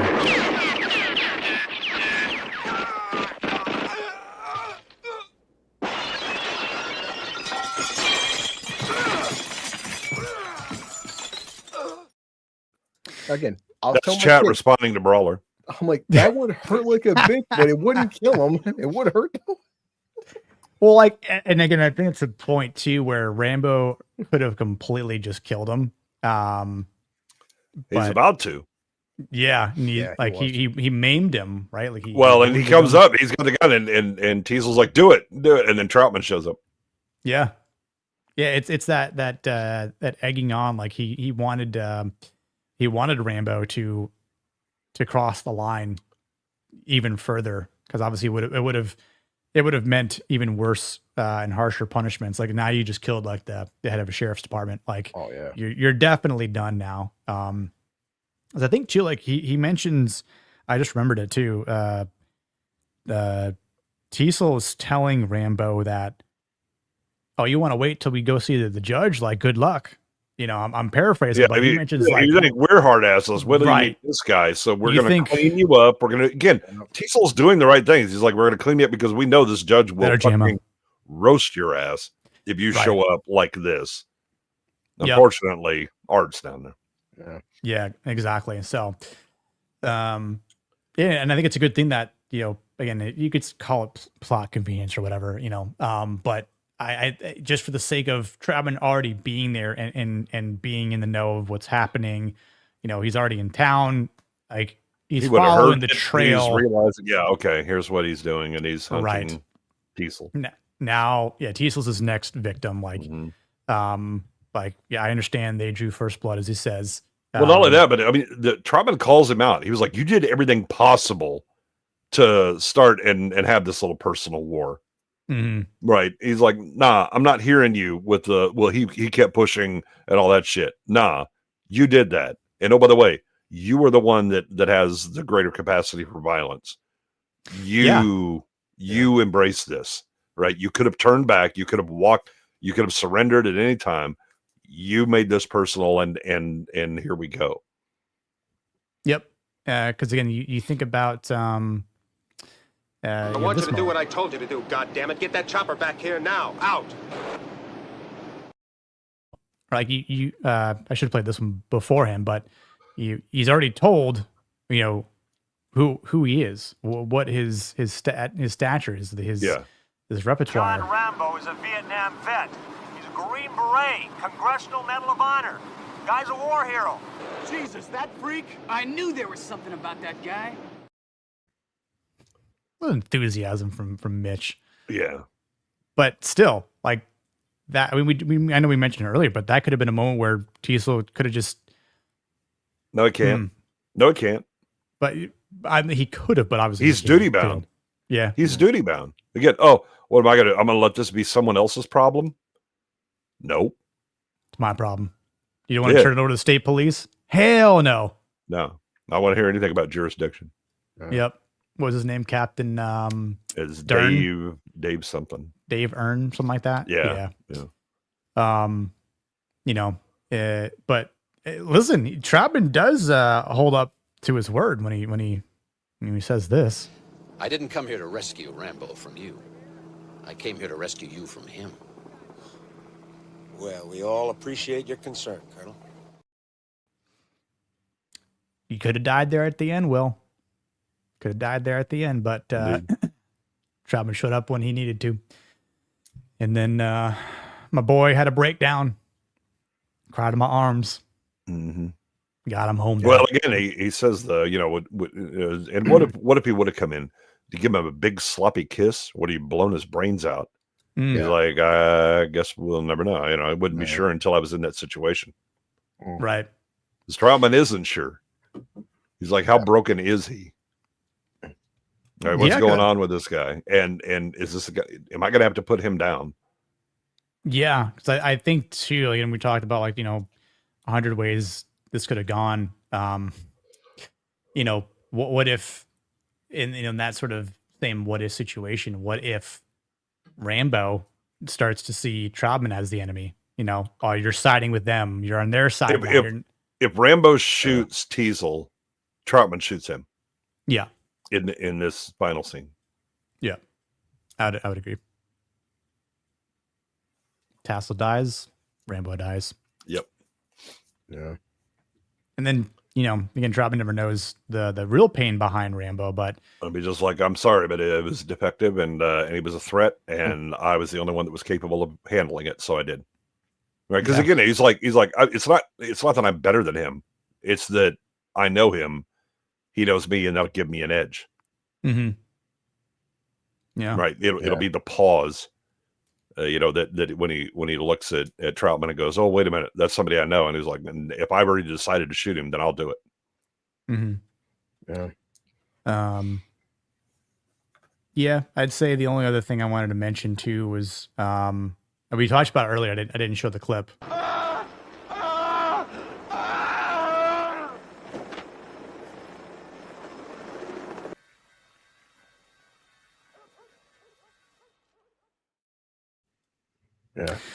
Yeah, that realization of shit's got real. Yeah, like, guy died, didn't really try to kill him, but nonetheless he did fall from a helicopter, and I understand he was an asshole to me, and that rage kind of just starts to subside, and it's like, oh man, I'm looking death in the face here. Yeah. Well, not only that, but this is now escalated. This isn't just me escaping from jail, and I've got an assaulting a police officer or 10 on my on the docket, but now somebody's died. Yeah, I mean, he did kill 3 Dobermans too, That's all right. That's good eating. Yeah, this is Oregon. I'm not even sure there's a law against that. I mean, it wasn't until the late 90s, early 2000s that they had to pass a law against bestiality. Wonderful. I mean, he did eat well with that hog, so no bacon. It's probably Doberman didn't quite taste the same. Went for some went for some bacon instead. They're a little stringy. Ribs. I had ribs for lunch. That's why I'm doing this. Watching this scene again with Rambo and Troutman to lead into this, people don't understand, like, when Troutman is looking at him and understanding what he's been through. When Rambo's breaking down and crying, this shows he's not a sociopath. When, like, the guy is talking about a friend, we're having some beers, a bomb goes off, and everybody's sitting looking at us. Nobody's helping. He goes, pieces of my friend, he goes, pieces of him are all fucking over me. Yeah, when he takes the bandolier off, he says, it's like, he's removing his friend's guts. Yes, from him, right? And he throws it off. Yeah, and he's like, I want to go home, Johnny. I want to go home. He's like, I can't find your legs. Yeah, it's like, and it's one thing. Goodwin's seen some shit, but like, it's one thing I can tell people all day what prison's like. Actually, go to prison. It's one thing to see a car crash on TV. Actually, be in a car crash. Yeah. And that's the thing for a lot of people, and even Troutman, he's a colonel. I'm not sure how much combat he's seen, but Rambo's telling him this stuff too. Even Troutman's not comprehending what this fucking kid. He's 18, 19 years old, and one of his friends blew up in his arms. He's holding his friend dying. It's one thing hearing about it, but that will fuck you up for life. Yeah, and Troutman would have been an older man when he was in combat. So again, he's more able to handle that, and he's got some maturity and experience behind him. But also, again, Troutman has the ability of he has stayed in the military. That military mindset keeps operating, right? And so he can still operate with here are the rules of engagement. Here's what's going on. If somebody calls me up, I'm gonna kill him tomorrow. Rambo doesn't have that anymore. He is back in civilian life and has to operate as a civilian, but he doesn't have the mentality to do so, and he can't get back to it. Right. Yeah, and hold it, just turn off the switch. Like he says, he goes, for you, it's over. For you, it's like you can turn it off, because remember, you went back to Fort Bragg. You're inside of a fucking desk punching on a keyboard. Yeah. I'm out here. I'm still in this shit mentally. It never goes away. Right. And when he says, there are no friendly civilians. right? When he says that, you're like, wait, what? And then he tells the story about the kid with the shoe shine box. I have not yet, Rossi. I didn't see you in chat, so I thought you stepped away. But he said, I feel like Leon has had the same conversation with the cop before when he walks into town. The cop tells him before he can go get food, cut your hair, and take a shower. If not, move on to the next town. Leon then decides to tell him about his water phobia, and the cop immediately arrests him. And then proceeds to spray him with Then scent gets him hose. the fire hose and goes, yes, I am the shower now. Ironically, this police station happens to have a pool here. So we'll just use that as a prison cell instead. Well, just a bathtub would be enough. And thank you so much for that, Rossi. That's great. Awesome. Yeah, they could just put a moat around Leon and he would be trapped forever. That's the ultimate defeat to Leon. Yeah, just put him on around. an island. Also, I wonder if he hates being on islands. Probably. That's his kryptonite. Yeah. He's not going to ride on some sea turtles, right? Because Yeah, it'll involve getting in the water. So, no. you know, I mean, he has enough hair to strangle them, but yeah, you know, I would, I was not to, I'm going to read Ross's super chat, but just to kind of go back to what you guys were saying, like, you know, it is really interesting, just to think too about, when he says, like, you know, I want to go back to Fort Bragg. We'll get you there, you know, but will we? You know, what, you know, there was a possible scenario where that doesn't happen. So it's sort of like, you know, it's a lie. Or maybe not a lie. It's a fib, I guess you could maybe say. Well, half truth, maybe. I mean, it's possible that the military talks with the civilians like, okay, how about we handle this with military justice? Right. Because clearly that's what happens with the start of Rambo 2. Yeah. Yeah. He's in Leavenworth breaking rocks. Mm-hmm. It's only 5 years. Brought us great theater discussion, guys. All fair points, even good ones. Especially mine. Goodwin does have bad takes, Jackson. Yeah.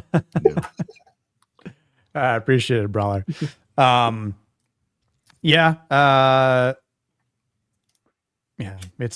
It is quite the conundrum for well, Rambo. it is. I mean, this 1 minute scene, as I timed earlier, Nick, it's only about a 3 minute scene, and just great fucking dialogue writing. How much you can do like a 2-hour discussion on a 3 minute scene. And Stallone himself has said this, that how many veterans after this film went to Stallone and shook his hand, or they thanked him for delivering these lines, because, and even more so, the mental trauma. I come back, and as Goodwin said earlier, they're spitting on me. They're calling me a fucking baby killer, disrespecting me. He's like, who the fuck are they to judge me? It's like, also, he tells Troutman, he's like, I didn't ask you, you asked me. So he was drafted. Mm-hmm. He's like, I didn't sign up for this shit. You guys, you people threw me into the the well, or maybe line. he did volunteer, but he was just regular. And then Troutman goes, hey, we're looking for special forces guys. I think I'd like to have you. Here we go.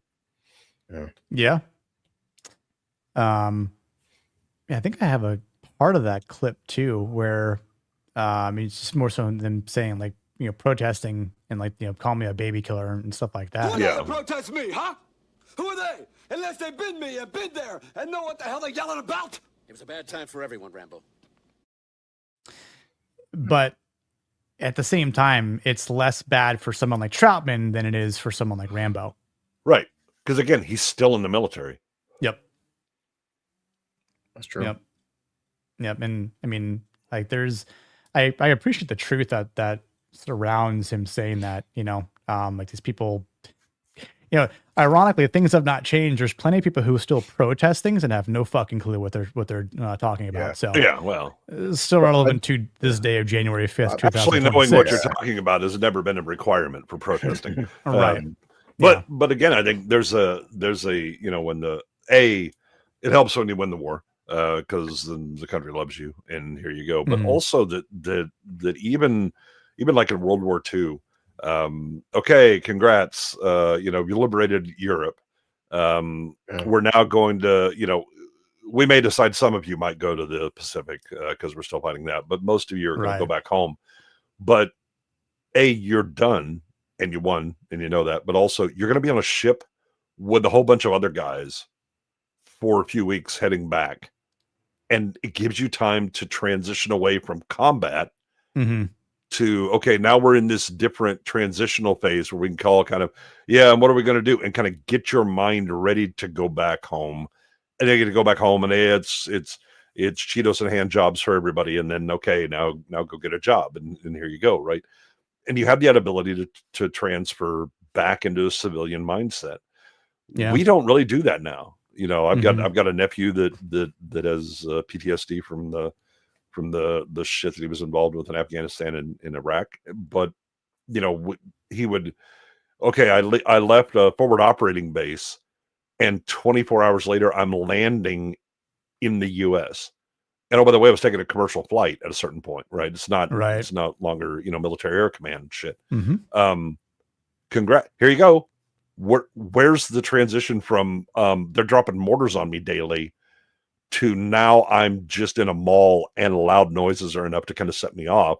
Yeah. And I have all of the wrong instincts now, that the very same instincts that kept me alive 24 hours ago are now entirely wrong. Yeah. Right. Yeah. It's just, here, let me turn the world upside down. Have fun. Yeah, and then even a certain level, like Nick, I've always said before, I never compare my prison stories to being over in Afghanistan PTSD. But if you do make, and you do have a sense of like, hey, I have 4 Purple Hearts, I have the Congressional Medal of Honor, I have all these achievements. And some random person's like, hey, fuck you, like you know, you're working at Burger King, and they spit at you or call you names, and you're like, dude, I've achieved military greatness, and you're talking down to me while you're just walking into Arby's or something. Like, who the fuck you to like talk down to me? Like, I've accomplished stuff, and who are you? Yeah, but the thing is, the thing you accomplished is what they hate. Yeah, well, that's what I'm saying. Right. That's the biggest thing. Is it's not you know, the oh, you're just some scrub I'm going to make fun of. No, if you told me you got the Congressional Medal of Honor and then you told me what you did, I would hate you even more. Let's go back 1 second. Sorry. All right, we're done. I was gonna. Yeah. I was getting ready to like and subscribe and get the hell out of here. Yeah, and I was like trying to make a little adjustment here on the fly. And it just decided to screw up on me here. To figure out which masculine. I don't know what happened. Anyway, of the scenes we talked about, I wanted to change the town destruction because I like what Drake the bar conversation. The bar conversation between Teasel and Troutman. You know, of these scenes, which one do you guys think had the most masculinity? I have some bias with the bar scene, I'm gonna lie. Push a drink down and then blue, it's fine. But Nick, for me, honestly, because we just talked about it's the Teasel and the final breakdown with Troutman, because I have not served, but I know plenty of friends and talking to old generations, and the more I read about military and what people have been through, and also again having some of my own different issues coming back from prison, I just know what it's like to have traumatic events happen to you and you never eventually recover, and just in how Stallone is acting his ass off, breaking down, and it is a massive disrespect. In this wouldn't affect you and me, but Goodwin's generation would have seen how they treated Vietnam vets, because for us, like, I was 19 when 9/11 happened, and it was still certain of like when like the show was it like 450% fucking military recruitment went up after 9/11. Everyone joined because we were fucking going to get revenge and kick ass, and we treated them like heroes when they came back. This was a dark time in our history where we did treat Vietnam vets like total dog shit. Our country, even our own government, like Goodwin said, hey, come back here you go. And now also you were driving a tank and flying an airplane. Okay, you can't even fucking park cars or do dishes anymore because you're not qualified. What? Well, he also can't handle the job, because again, he doesn't communicate with people for weeks at a time and all that stuff. He is broken, and civilian life isn't really recognizing that, and the military isn't. So he's adrift. And Nick, as you said before, masculine too. Some people would say it's not masculine to cry. No, for Rambo, again, this guy who's achieved all these fucking things, for him to finally break down in front of Troutman and cry like that and sob and tell the story about how his friend blew up in his arms and his friend's crying and dying in his arms, that's to me like just peak masculinity.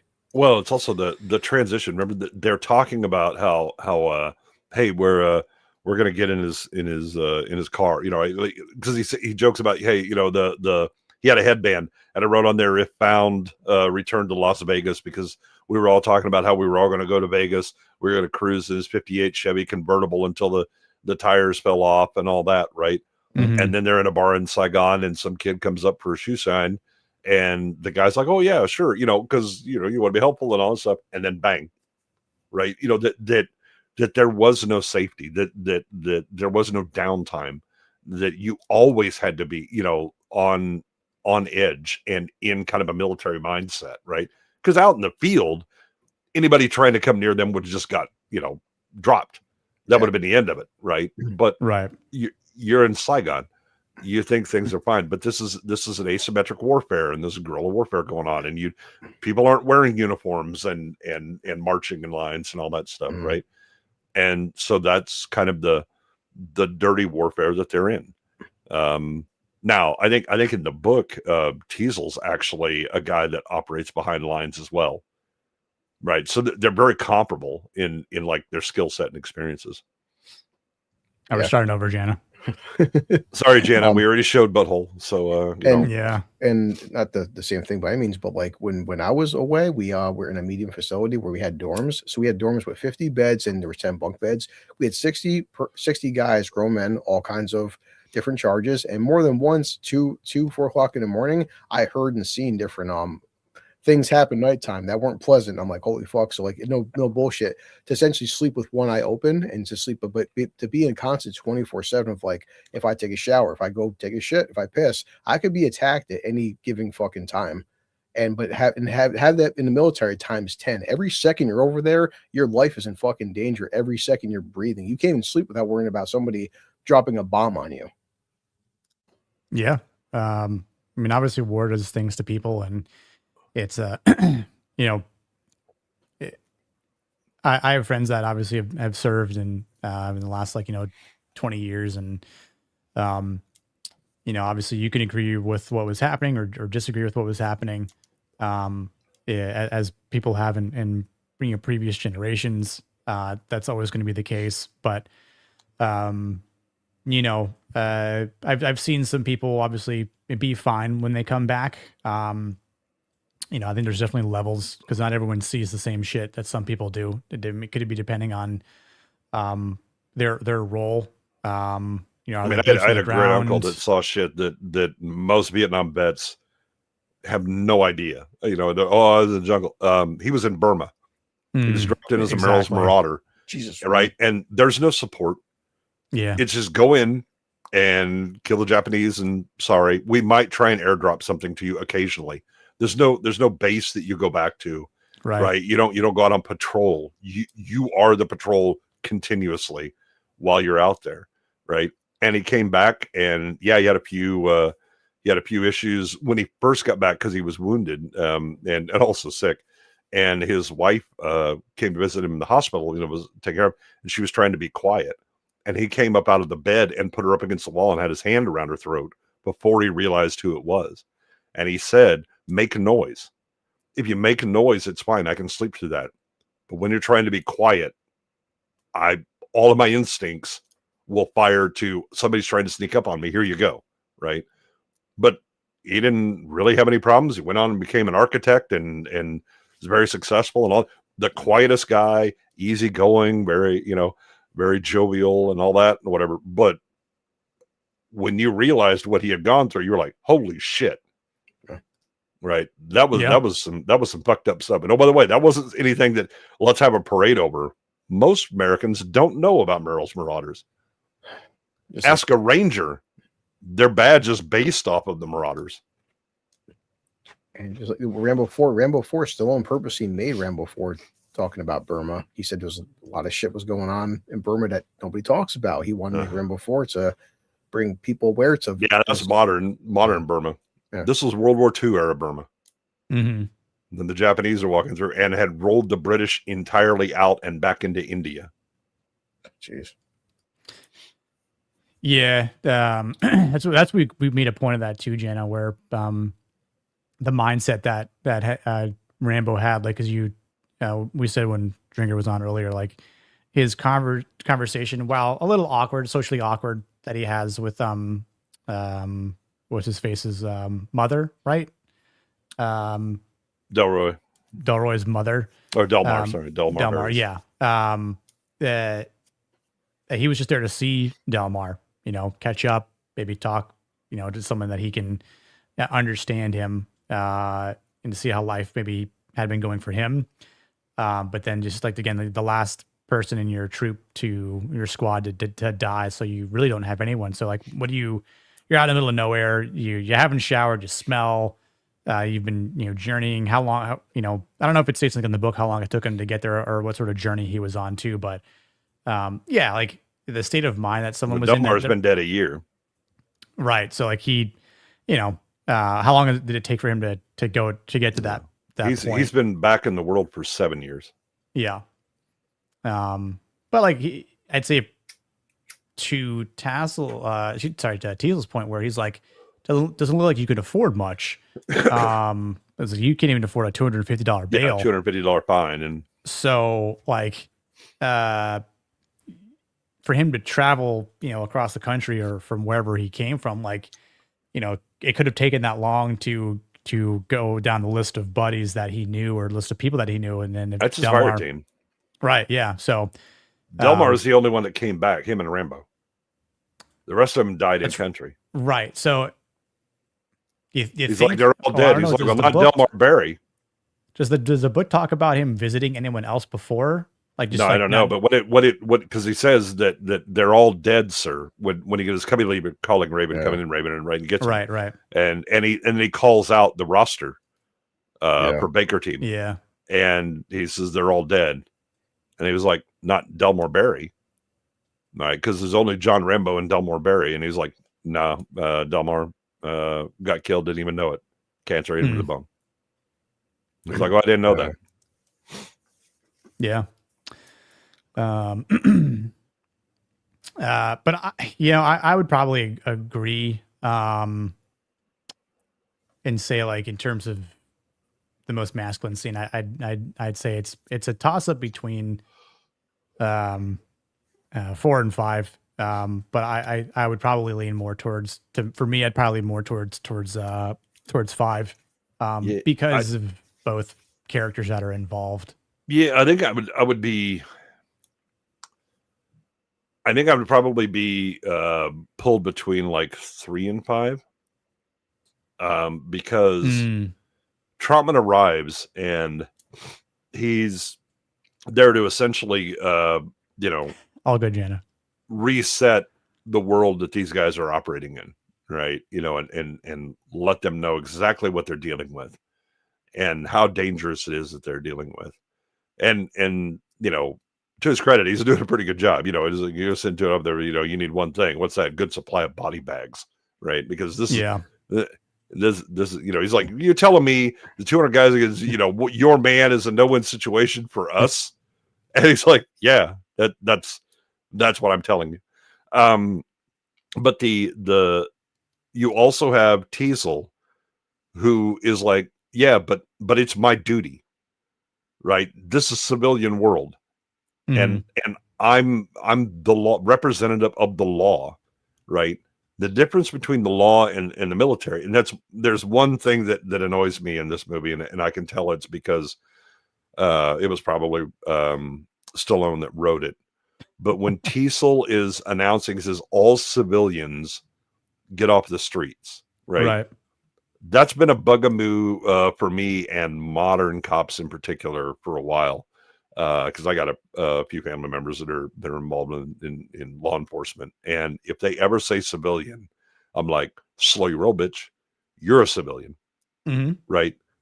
If you're under the Uniform Code of Military Justice, then you're not a civilian, but you are under the Constitution, so you're a civilian along with everybody else, right? Right. And so the military operates under a different rule set. They are not civilians.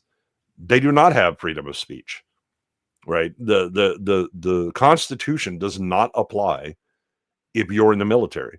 You're under the UCMJ. right? For one thing, you can go to prison for adultery. That's UCMJ shit, because there is an honor requirement as well, right? Doubly so if you're an officer. Oh boy, can shit get real dicey if you do that. But the kind of impedance mismatch that you have throughout this whole movie is those in a military mindset in the civilian world, right? Troutman comes down. He's like, he's trying to tell them, look, you're dealing with someone who is not operating in a civilian manner.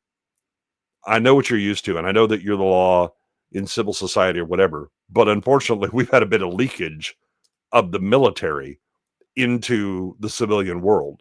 And I'm telling you, just let him walk. Let him cool down, and then we'll very quietly arrest him somewhere else, and there won't be any hassle or whatever. But this guy's, switch has been flipped. He's now in combat mode, and he's in a military mindset. You're not used to dealing with that. Now, Troutman also doesn't understand who Teasel is. Yeah. Right? Because Teasel also has been in the military and has very much distinguished himself. Right? For valorous not just any medals. Right? He has the second highest medal you can get. Yeah. Right? He's done some stuff too, yeah. Right. But that understanding of the and it's really the escalation throughout the movie is you have someone who is never reassimilated to civilian life and is operating under the military mindset, encountering civil authority, right? And when the cops are like, look, no, this is how it's going to be because we're the law. There's a reason force is in the term law enforcement, right? They're the acceptable force within civil society. The problem is that you have a military mindset going on. And then you have more of it come in, right? When Troutman comes in. And then you have the National Guard guys, right? Who Tiesel's like, okay, just surround him and I'm going to arrest him or whatever. Nope. Right? They're doing the military thing, which is kill people and break things. That's what they're here for, right? There's a reason we have posse comitatus. We don't allow the military to enforce laws in the U.S. because the military are the wrong fucking instrument for that, right? And so that dissonance is when Troutman arrives. That's the interesting part of that, where Troutman's like, look, just from a tactical point of view, you let him go.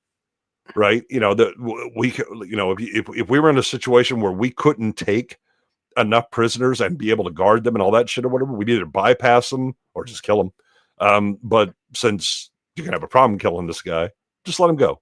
Just bypass it. It is not necessary for the success of the mission. You can succeed in other ways. Right. The problem is you're in a civil situation where Teasel is like, no. I'm not letting him go. He's a criminal and he's dangerous. I'm not letting him go and then have him commit mayhem somewhere else. My job is, and I am the only acknowledged force that is legitimate because I'm backed by the law. Yeah. And that's why I'm here. Right. And that's the essence of this movie is those two things at loggerheads, the civil idea of what force is and the military side. And they are entirely different and incompatible. Yeah. Blue, what would you give this out of 10? As a film or masculine? Masculine. Probably I'd say a solid 9. And again, like the thing with Rambo is like he's masculine because what he's been through, what he's done, and he's not supposed to be a character we aspire to. We're supposed to feel sorry for him. And that's done by the purposely by the filmmakers is stolen everybody. Yeah. And Troutman is a masculine character, but he's kind of toxic in his own way because, as we mentioned, he's covering his own ass. He doesn't really feel sympathy until the very end of the film. But at that point, these are just characters. They're just numbers. They're just freaking letters on a page. And with the thing with Teasel, yes, Teasel, as Goodwin said, he's flawed, but he also in his own right, in his own his way, he's upholding the law and he's trying to do what's best for his small town, because this is why small towns are very tight knit communities. And Rambo is a is a stranger in the outside world, and it shows small towns are very tight knit. It could have been a very 1 out of 10 with masculine because they would have made Rambo different, like I said earlier, skin color or a different gender or something, and just some arbitrary reason. It just shows that outsiders usually aren't welcome to a small town. So but yeah, Rambo sticks to his guns, and he's very masculine because the fact that Rambo chooses to not wipe this whole fucking town out. And as Goodwin said, Troutman shows up and like, oh yeah, he's like, you think like, you know, what 200 versus 1, what's gonna happen? He goes, well, bring more body bags. Yeah. Because, and even in the scene right there, I'm watching it with my kid, when just Rambo's in the mine, he has a gun. When you watch it, he is kind of praying, spraying all the National Guardsmen. Rambo is hitting the logs and he's not killing these guys. We've established the fact that he's got the Medal of Honor. Rambo's so good with the gun. All these guys, had he wanted to, he could have picked them all fucking off. He's purposely shooting just to get them away from him. He's just suppressing fire and get away. Exactly, yeah. So Rambo in the spot with Teasel and the friggin' knife, he is putting the sharp up there and he's putting indent, but like, I can kill you. He keeps warning these guys, I can stop I could do you. it. I could do it anytime. So that's very masculine. And of course, masculine, the infamous scene him breaking down. To see a grown man, a decorated military war veteran, as Goodwin said, the highest level is right above Teasel, for him to break down like that. But and Teasel in his own right in the book, Nick, he's a veteran of the Korean War. But I mean, like Goodwin said, they don't show that in the movie, but they show the medals, so you kind of like, you know, do the headcanon. So yeah, I mean, I'd say masculine is 9 out of 10 all the way. Yeah. I mean, I was leaning more towards a 9 as well. Yeah, I think I'm a little lower because Rambo causes this. He's the one that's like, yeah, I'm not submitting, right? And I don't care if you're having a bad day or not, right? Civilian authority is in charge. You are not in a combat zone. Now the problem is he's never really been reacclimated to civilian life. It's why he keeps failing at it. You know, that he is stuck in a thing. It's not his fault that he has this mindset, but he does make the choices that escalates the situation, right? He's never in jail if he follows Teasel's advice.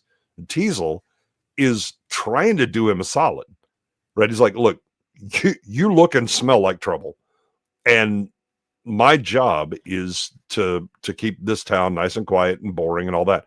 What I'm not doing is like, you know, taking you out and beating you or anything like that.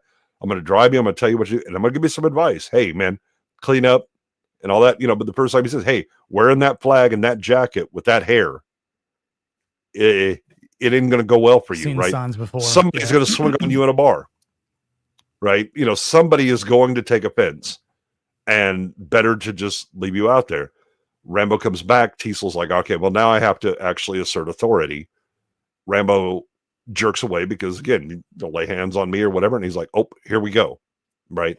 The problem, again, is Art that just he's the one that triggers Rambo. But Rambo has a chance, right? He's like, he comes out with his hands up. You know, I don't want to do it. You know, I didn't do anything. You know, it's one man's dead. It's not my fault, right? I mean, it is your fault, but also that you could have surrendered it, but you start backing up. You know how you're supposed to behave with the cops. I mean, go ahead, fuck around with cops when they've got the guns out, right? Whatever they're saying, I'm absolutely listening to, because I'm not stupid and I don't want to get shot. But he starts backing up. They start firing. Here we go, right? And then he is now in mental, you know, here we go warfare, right? Troutman calls him out.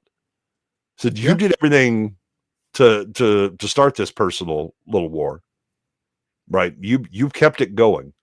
This is on you. And that's when Rambo, you know, they finally have the push back and forth, and then he you know, he reveals what's going on in his head, right? That he's resentful of everything that's gone on in life after he came back, right? And all of the sacrifice that he did, right? But that's not Teasel's fault. Teasel didn't do that to him. Troutman probably, most of, you know, but even then, Troutman's not the U.S. military, right? He's a full bird colonel. He may not even been that in Vietnam, right? True. So you have Teasel, who was doing the right thing, Rambo doing the right thing, but because he's broken in his head a bit, right, and escalates and gets into combat mode. You can't resolve these two, right? These are two things that are going to have to clash, It's just necessary. And so there's no, the we put up, who's the bad guy. I don't know that there is one, but if you're going to assign blame, the closest is Rambo. Yeah. Right. But he's in a bad headspace and all that. But nobody cares, right? The law doesn't have but your feelings are hurt right now, and so we give you a special exemption. That's not how it rolls. Right. And he's unwilling to cooperate. He's fuck you, you're not taking my fingerprints or whatever. It's like, dude, now you're just asking for it. Right. You're not acknowledging the civilian authority of force, in society. And you can't be military in civil life. Right. Yeah, it's that incompatibility that causes the movie. Now, you're absolutely sympathetic about Rambo's mind and what's happened to him and that he, that he hasn't, been brought back and kind of, reacclimated with civilian life. But that's not the civil authority of a small town's job. Right. These are just two incompatible mindsets that hit. And here we go. And the problem is that also Teasel also has a very exemplary military career. And he's like, if we getting busy, okay, I can slip back into that if needs be.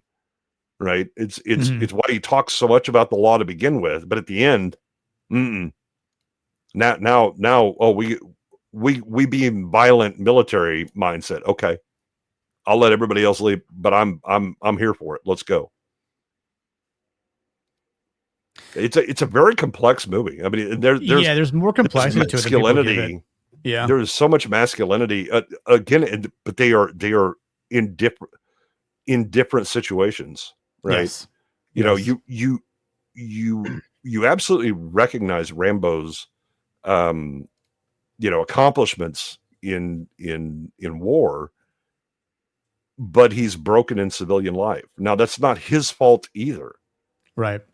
But Teasel is someone who went to war and absolutely saw a shitload of combat and was absolutely gallant and demonstrated valor in those situations.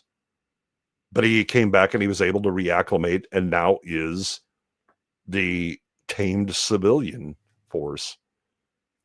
And these two are just, they're not going to work out. But so it's hard to like, they're both like incomplete. They both kind of get incompletes on the full masculinity scale. Right. Because again, the you're only good for warfare. Well, I'm sorry, but we don't go to war that often. What are we going to do with you? And then Teasel as the you're the law and you have enforcement, but there's an additional burden for you to not just, okay, I'm going to keep my hick town clean, safe and all that stuff, even though you're elected, but you do have to be cognizant of the rights of others outside of that and not just go, here, let me just help you on down the road, Drifter, because you're kind of on the margins and you don't count. Right. You're not truly playing by, you haven't violated the rules, but you're not really playing by them either. Right. And so your job as a cop, is to enforce the law, is to apply it equally. And there's a bit of, question about whether he's doing that or not. So they're both incomplete, but I think the interactions with them and kind of the growth, especially with Rambo, where he reveals what you are, where you're very, sympathetic to what he's been through. And you understand how broken he is at that point. Yeah. But he didn't communicate that at any time. He didn't even tell Teasel that he was a actual vet. Yeah. I mean, there's there's a lot of things that get overlooked in this movie because people just think, oh, Rambo, like, guns, destruction, there's some machiness to it, but this is a very different tone. Yeah, this ain't Rambo 2 through whatever. This is the good difference, movie. Right? From the other cartoon movies, and this is the adult movie, and the rest of them are children's cartoons. And he's not wrong. Yeah, much like we said earlier on the stream, like I enjoy part 2 quite a bit, but for a different reason and a different mindset and completely different vibe at that point. Part 2 is definitely a different mindset. But like I think, and I haven't read the book either, Vex. I read it a long time ago, and Yeah. again, what it is basically two assholes going at each other, and you don't like either one of them. It's very much kind of that 70s feel of nihilism and all that. From what I know of it, I definitely prefer the movie over the book. Yeah. Yeah, I mean, again, the book is like, fuck both these guys. I hope they drop a bomb on them. In this one, you understand both sides, and they're both partially correct, right? Rambo's a little less so, but he's also not fully capable of making the right choices. Yeah. Right. So you give him a bit of grace on that. Yeah, and I think too, like there's, you could always say well, the what if, the chances, the opportunities, right, the moments to step up to change things. Again, it's just definitely one of those situations where, despite the idea of empathizing with Rambo, you could still empathize with someone and then make a better decision. To avoid this sort of conflict. I mean, even if there was some, but again, like we were saying before too, like the situation where, like, let's say he gave, Teasel a hard time to the point, but didn't have that triggering moment. Again, the chaos. From he does 90 days and he has a $250 fine. Right. Or for some reason they just, again, maybe lessen the punishment a bit when they find out, like, hey, we did a research on this guy, like, hey, guess what? Yeah.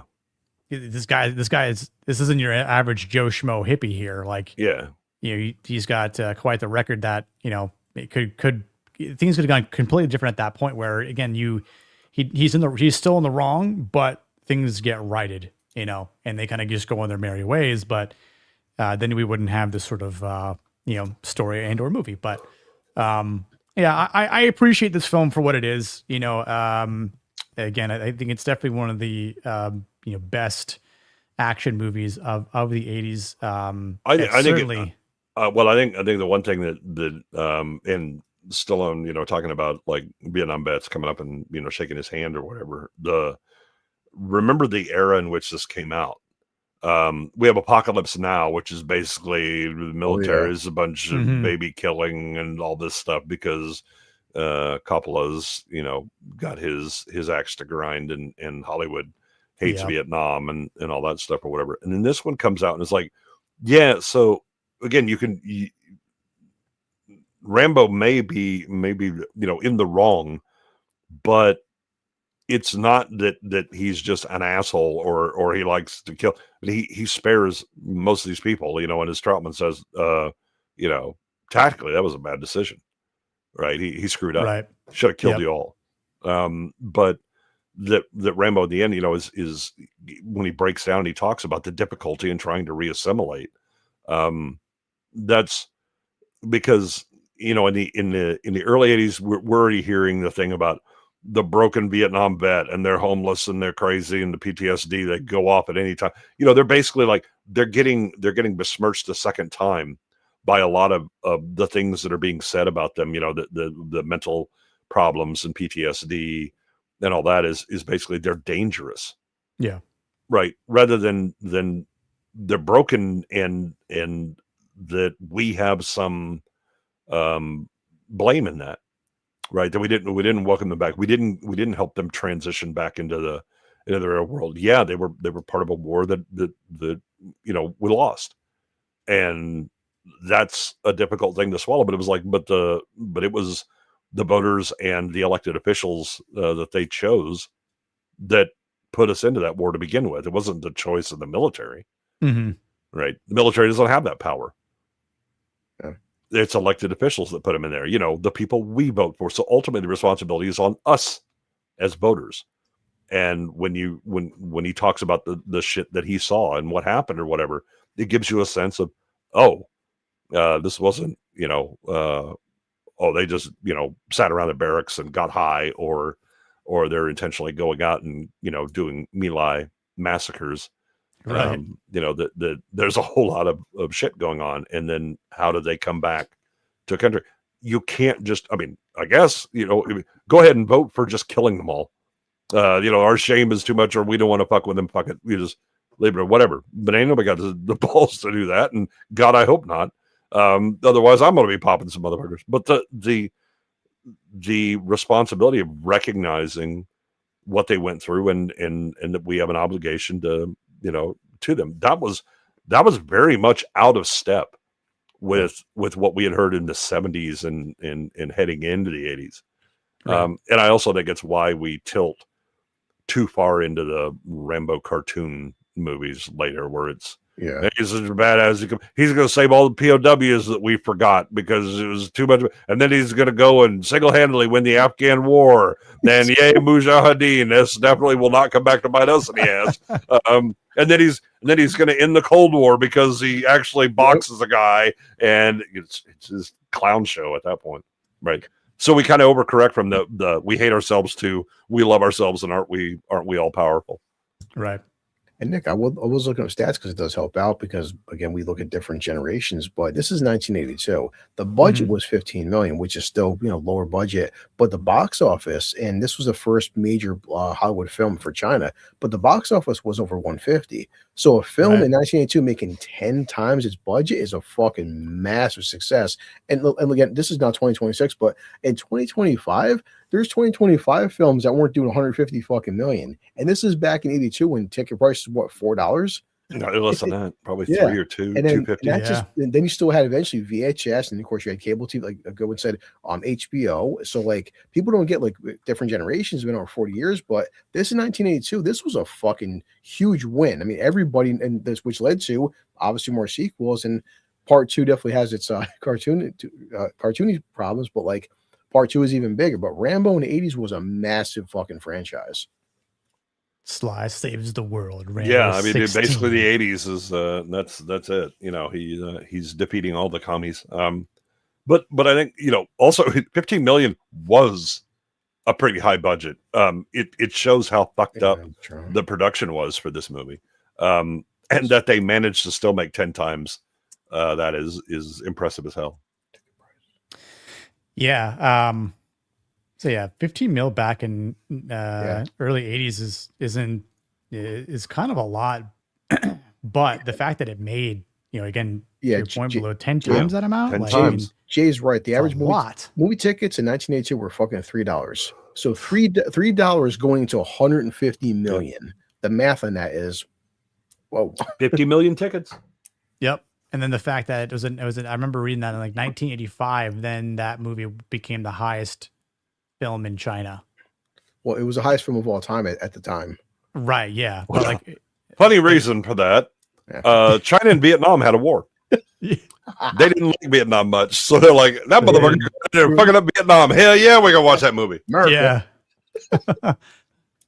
Ching Chong, we don't like Vietnam. Yeah. Hold on. Of 2010. Ching Chong Chong Chong. Scientific information concerning objects. Exactly. Sorry. That was actually the localization for Rambo 2. I mean, God, how many films have past decade? How many films have made 10 times their fucking budget? And also this was a brand new IP. Many. I mean, besides Rocky, and that was still 1982. He's just barely being Rocky. Stallone was kind of an unknown actor. 82. He's made Rocky 3. Oh, really? Jeez, yes. Many? Yes. Damn it! He's pumping them out. Oh yeah, you're right. God damn. All right, well. Oh, I know damn well what came out in 82, and I remember the Tiger Baby. Pumping movie is out, dude. Yeah, no, he was on a rampage, because then part 2 came out in 85 as well. Yeah. So Rambo 2, yeah, Rambo 2 came out in 1985. So it's like you get part 2, the follow up being released here in the States, while your first movie is a huge success, obviously because of the war, but we don't like that country. So it's the same thing. It's like there's a lot of success that's propelling Sly Stallone into like, oh, well, I gotta put out more movies, Adrian. Wait, so this and Rocky 3 came out in the same year. Oh man. Jeez. Yeah. Stallone was 82. oh shit. Yeah. Well, so the one thing though is so in the 70s you have the Rocky movies and all that, right? It's kind of the underdog who, the first one he doesn't even win, but he at least proves something to himself or whatever. The 70s are also the malaise era, right? We're stuck with Carter, and we have to come up with a new economic term to describe how things are fucked up with stagflation. And then you have the Iran Contra, the Iran crisis with the taking of the embassy and the hostages and all that shit. Then Reagan gets elected, and we immediately go into 82. By the way, is a fucking recession year, a big one. Yeah, and this thing still manages to make 10 times its budget. But after that, you have this ramp up of, oh, okay, we've recovered, and now we're back, baby. America's back, and we get Commando and Rambo and Conan. Well, Chuck Norris is going in, saving the POWs too, with missing in action and all this shit, right? It's just this over the top optimism gets transferred onto the movies, and so everything is big. Yeah, I just read. Yeah, so Rambo 3 was the highest budgeted movie in the fucking 1980s. I can believe it. Holy shit! Most of it was probably Sylvester's salary. They said his payday in 1988 was fucking $20 million. Yeah, that's crazy, for 1988 money. So so a third of the budget was just his fucking salary. Yes. Yes. And unfortunately, with that huge budget, he made Rambo 3. Meanwhile, we had Predator and Aliens and all these much better movies that were cheaper. What is an entire decade? Predator was like what, $7 million? It wasn't a lot, right? Predator, it was fairly cheap and made huge money. I just think of no, the budget was 50, Mikey. He said $15 million for Predator. Yeah, and made how much? Probably 88. Yep. How much did it make? It was for 90. Yeah, it's about 90. It's made about like 6 times its budget. Okay. Yeah. Well, remember that was the first of its kind one. Like by the time Rambo already had fucking 3 Rambos, 4 Rockies. Yeah. The Bat 2-1 is Uncommon Valor. Very late 80s or early 90s. Yeah, Rambo 3 is not good. But I mean, if you want to watch a good Vietnam movie, just like combat and that kind of stuff that doesn't have all of the politics or whatever, watch Firebase Gloria, which also has R. Lee Ermey before Full Metal Jacket. I don't know. Firebase Gloria. It's called The Siege of Firebase Gloria? Yeah. 1989. I never... Wow, Jen never heard this film? No. That sounds a little late for that, but it's possible it was. Who's in it? Yeah, R. Lee Ermey's in it. Yeah, it's called. Yeah. So watch that one. Yeah, it was an Aussie film. Okay. Wow. Yeah, based on true events and people. Yep. Ermey, Wingshauser. Wingshauser's in it. Yep. It's on. It's on Tubi. I'll watch it tonight. I've never heard this film. Holy shit! Yeah, I've never heard about it either. It's the benefit of being in the 80s. We get to see all that shit. Hell yeah. Oh, okay.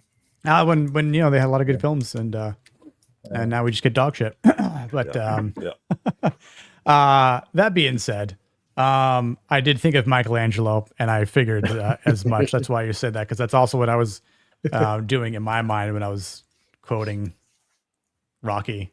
Maybe I won't. Maybe I won't. Not Cagney.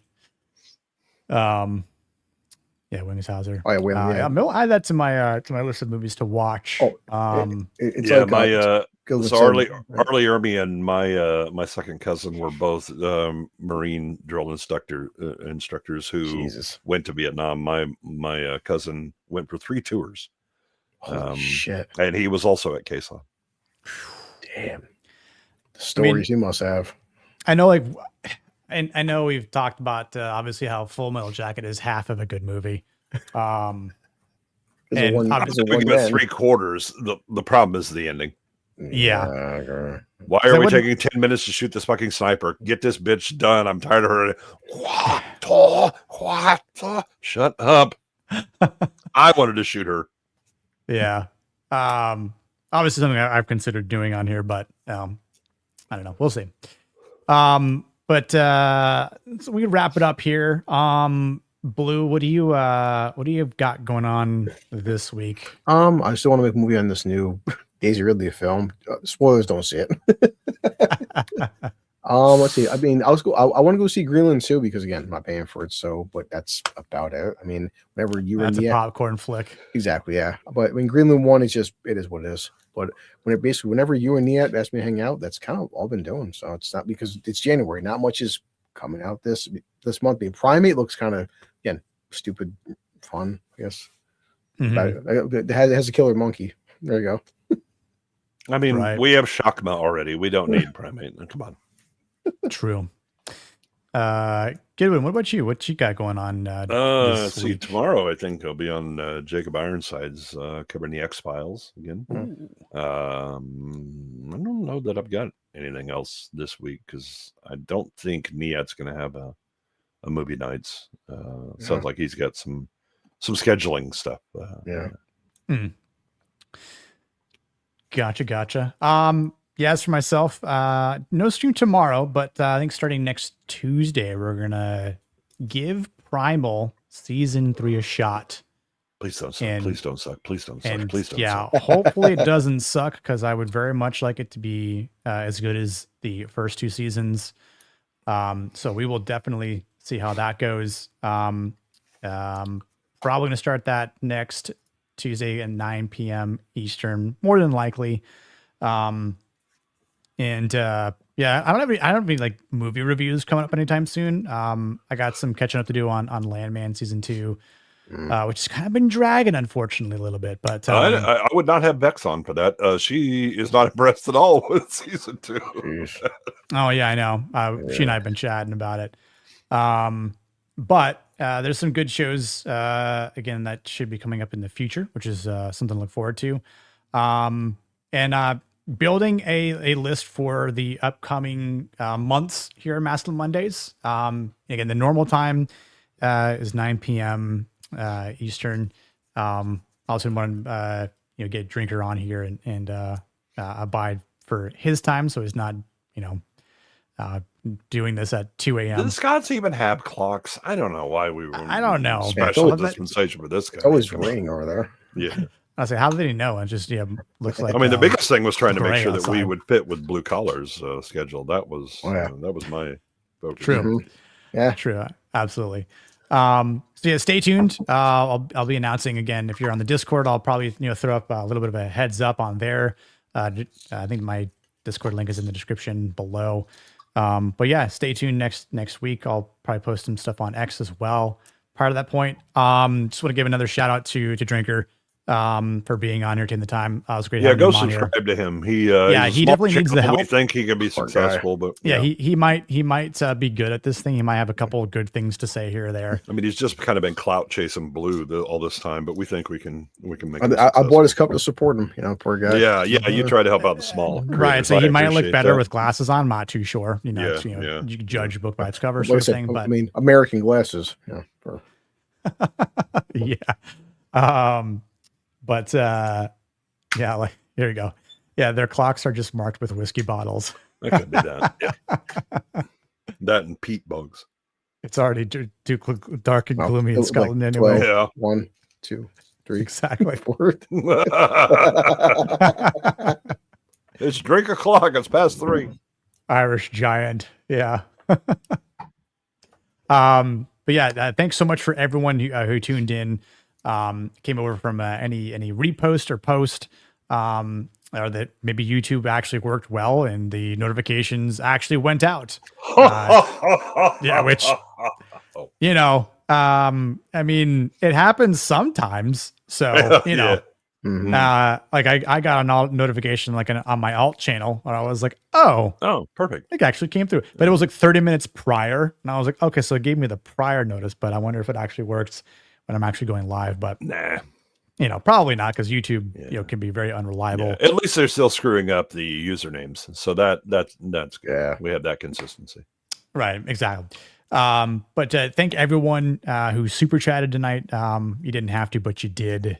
And I definitely enjoyed today's conversation. Great to be back after a nice little time off But looking forward to the list of movies that I already have in mind covering this year. It's going to be great.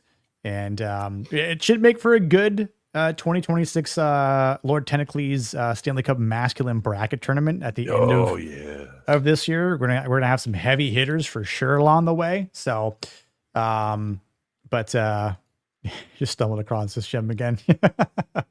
Appreciate you, Kink. Nah, this isn't the stream for Christina to appear on. But who knows? You never know. That crazy bitch could show up anywhere. Yeah. The year has just started. You never know. Will and Utani shall return. Maybe next year for season 2. You never know. So, but yeah, we're gonna head out of here and raid a woman. And just what should we say to this woman? Be less gay, be more manly, something along those lines. I'll let you guys decide. You guys are smart enough. Don't let me tell you what to do.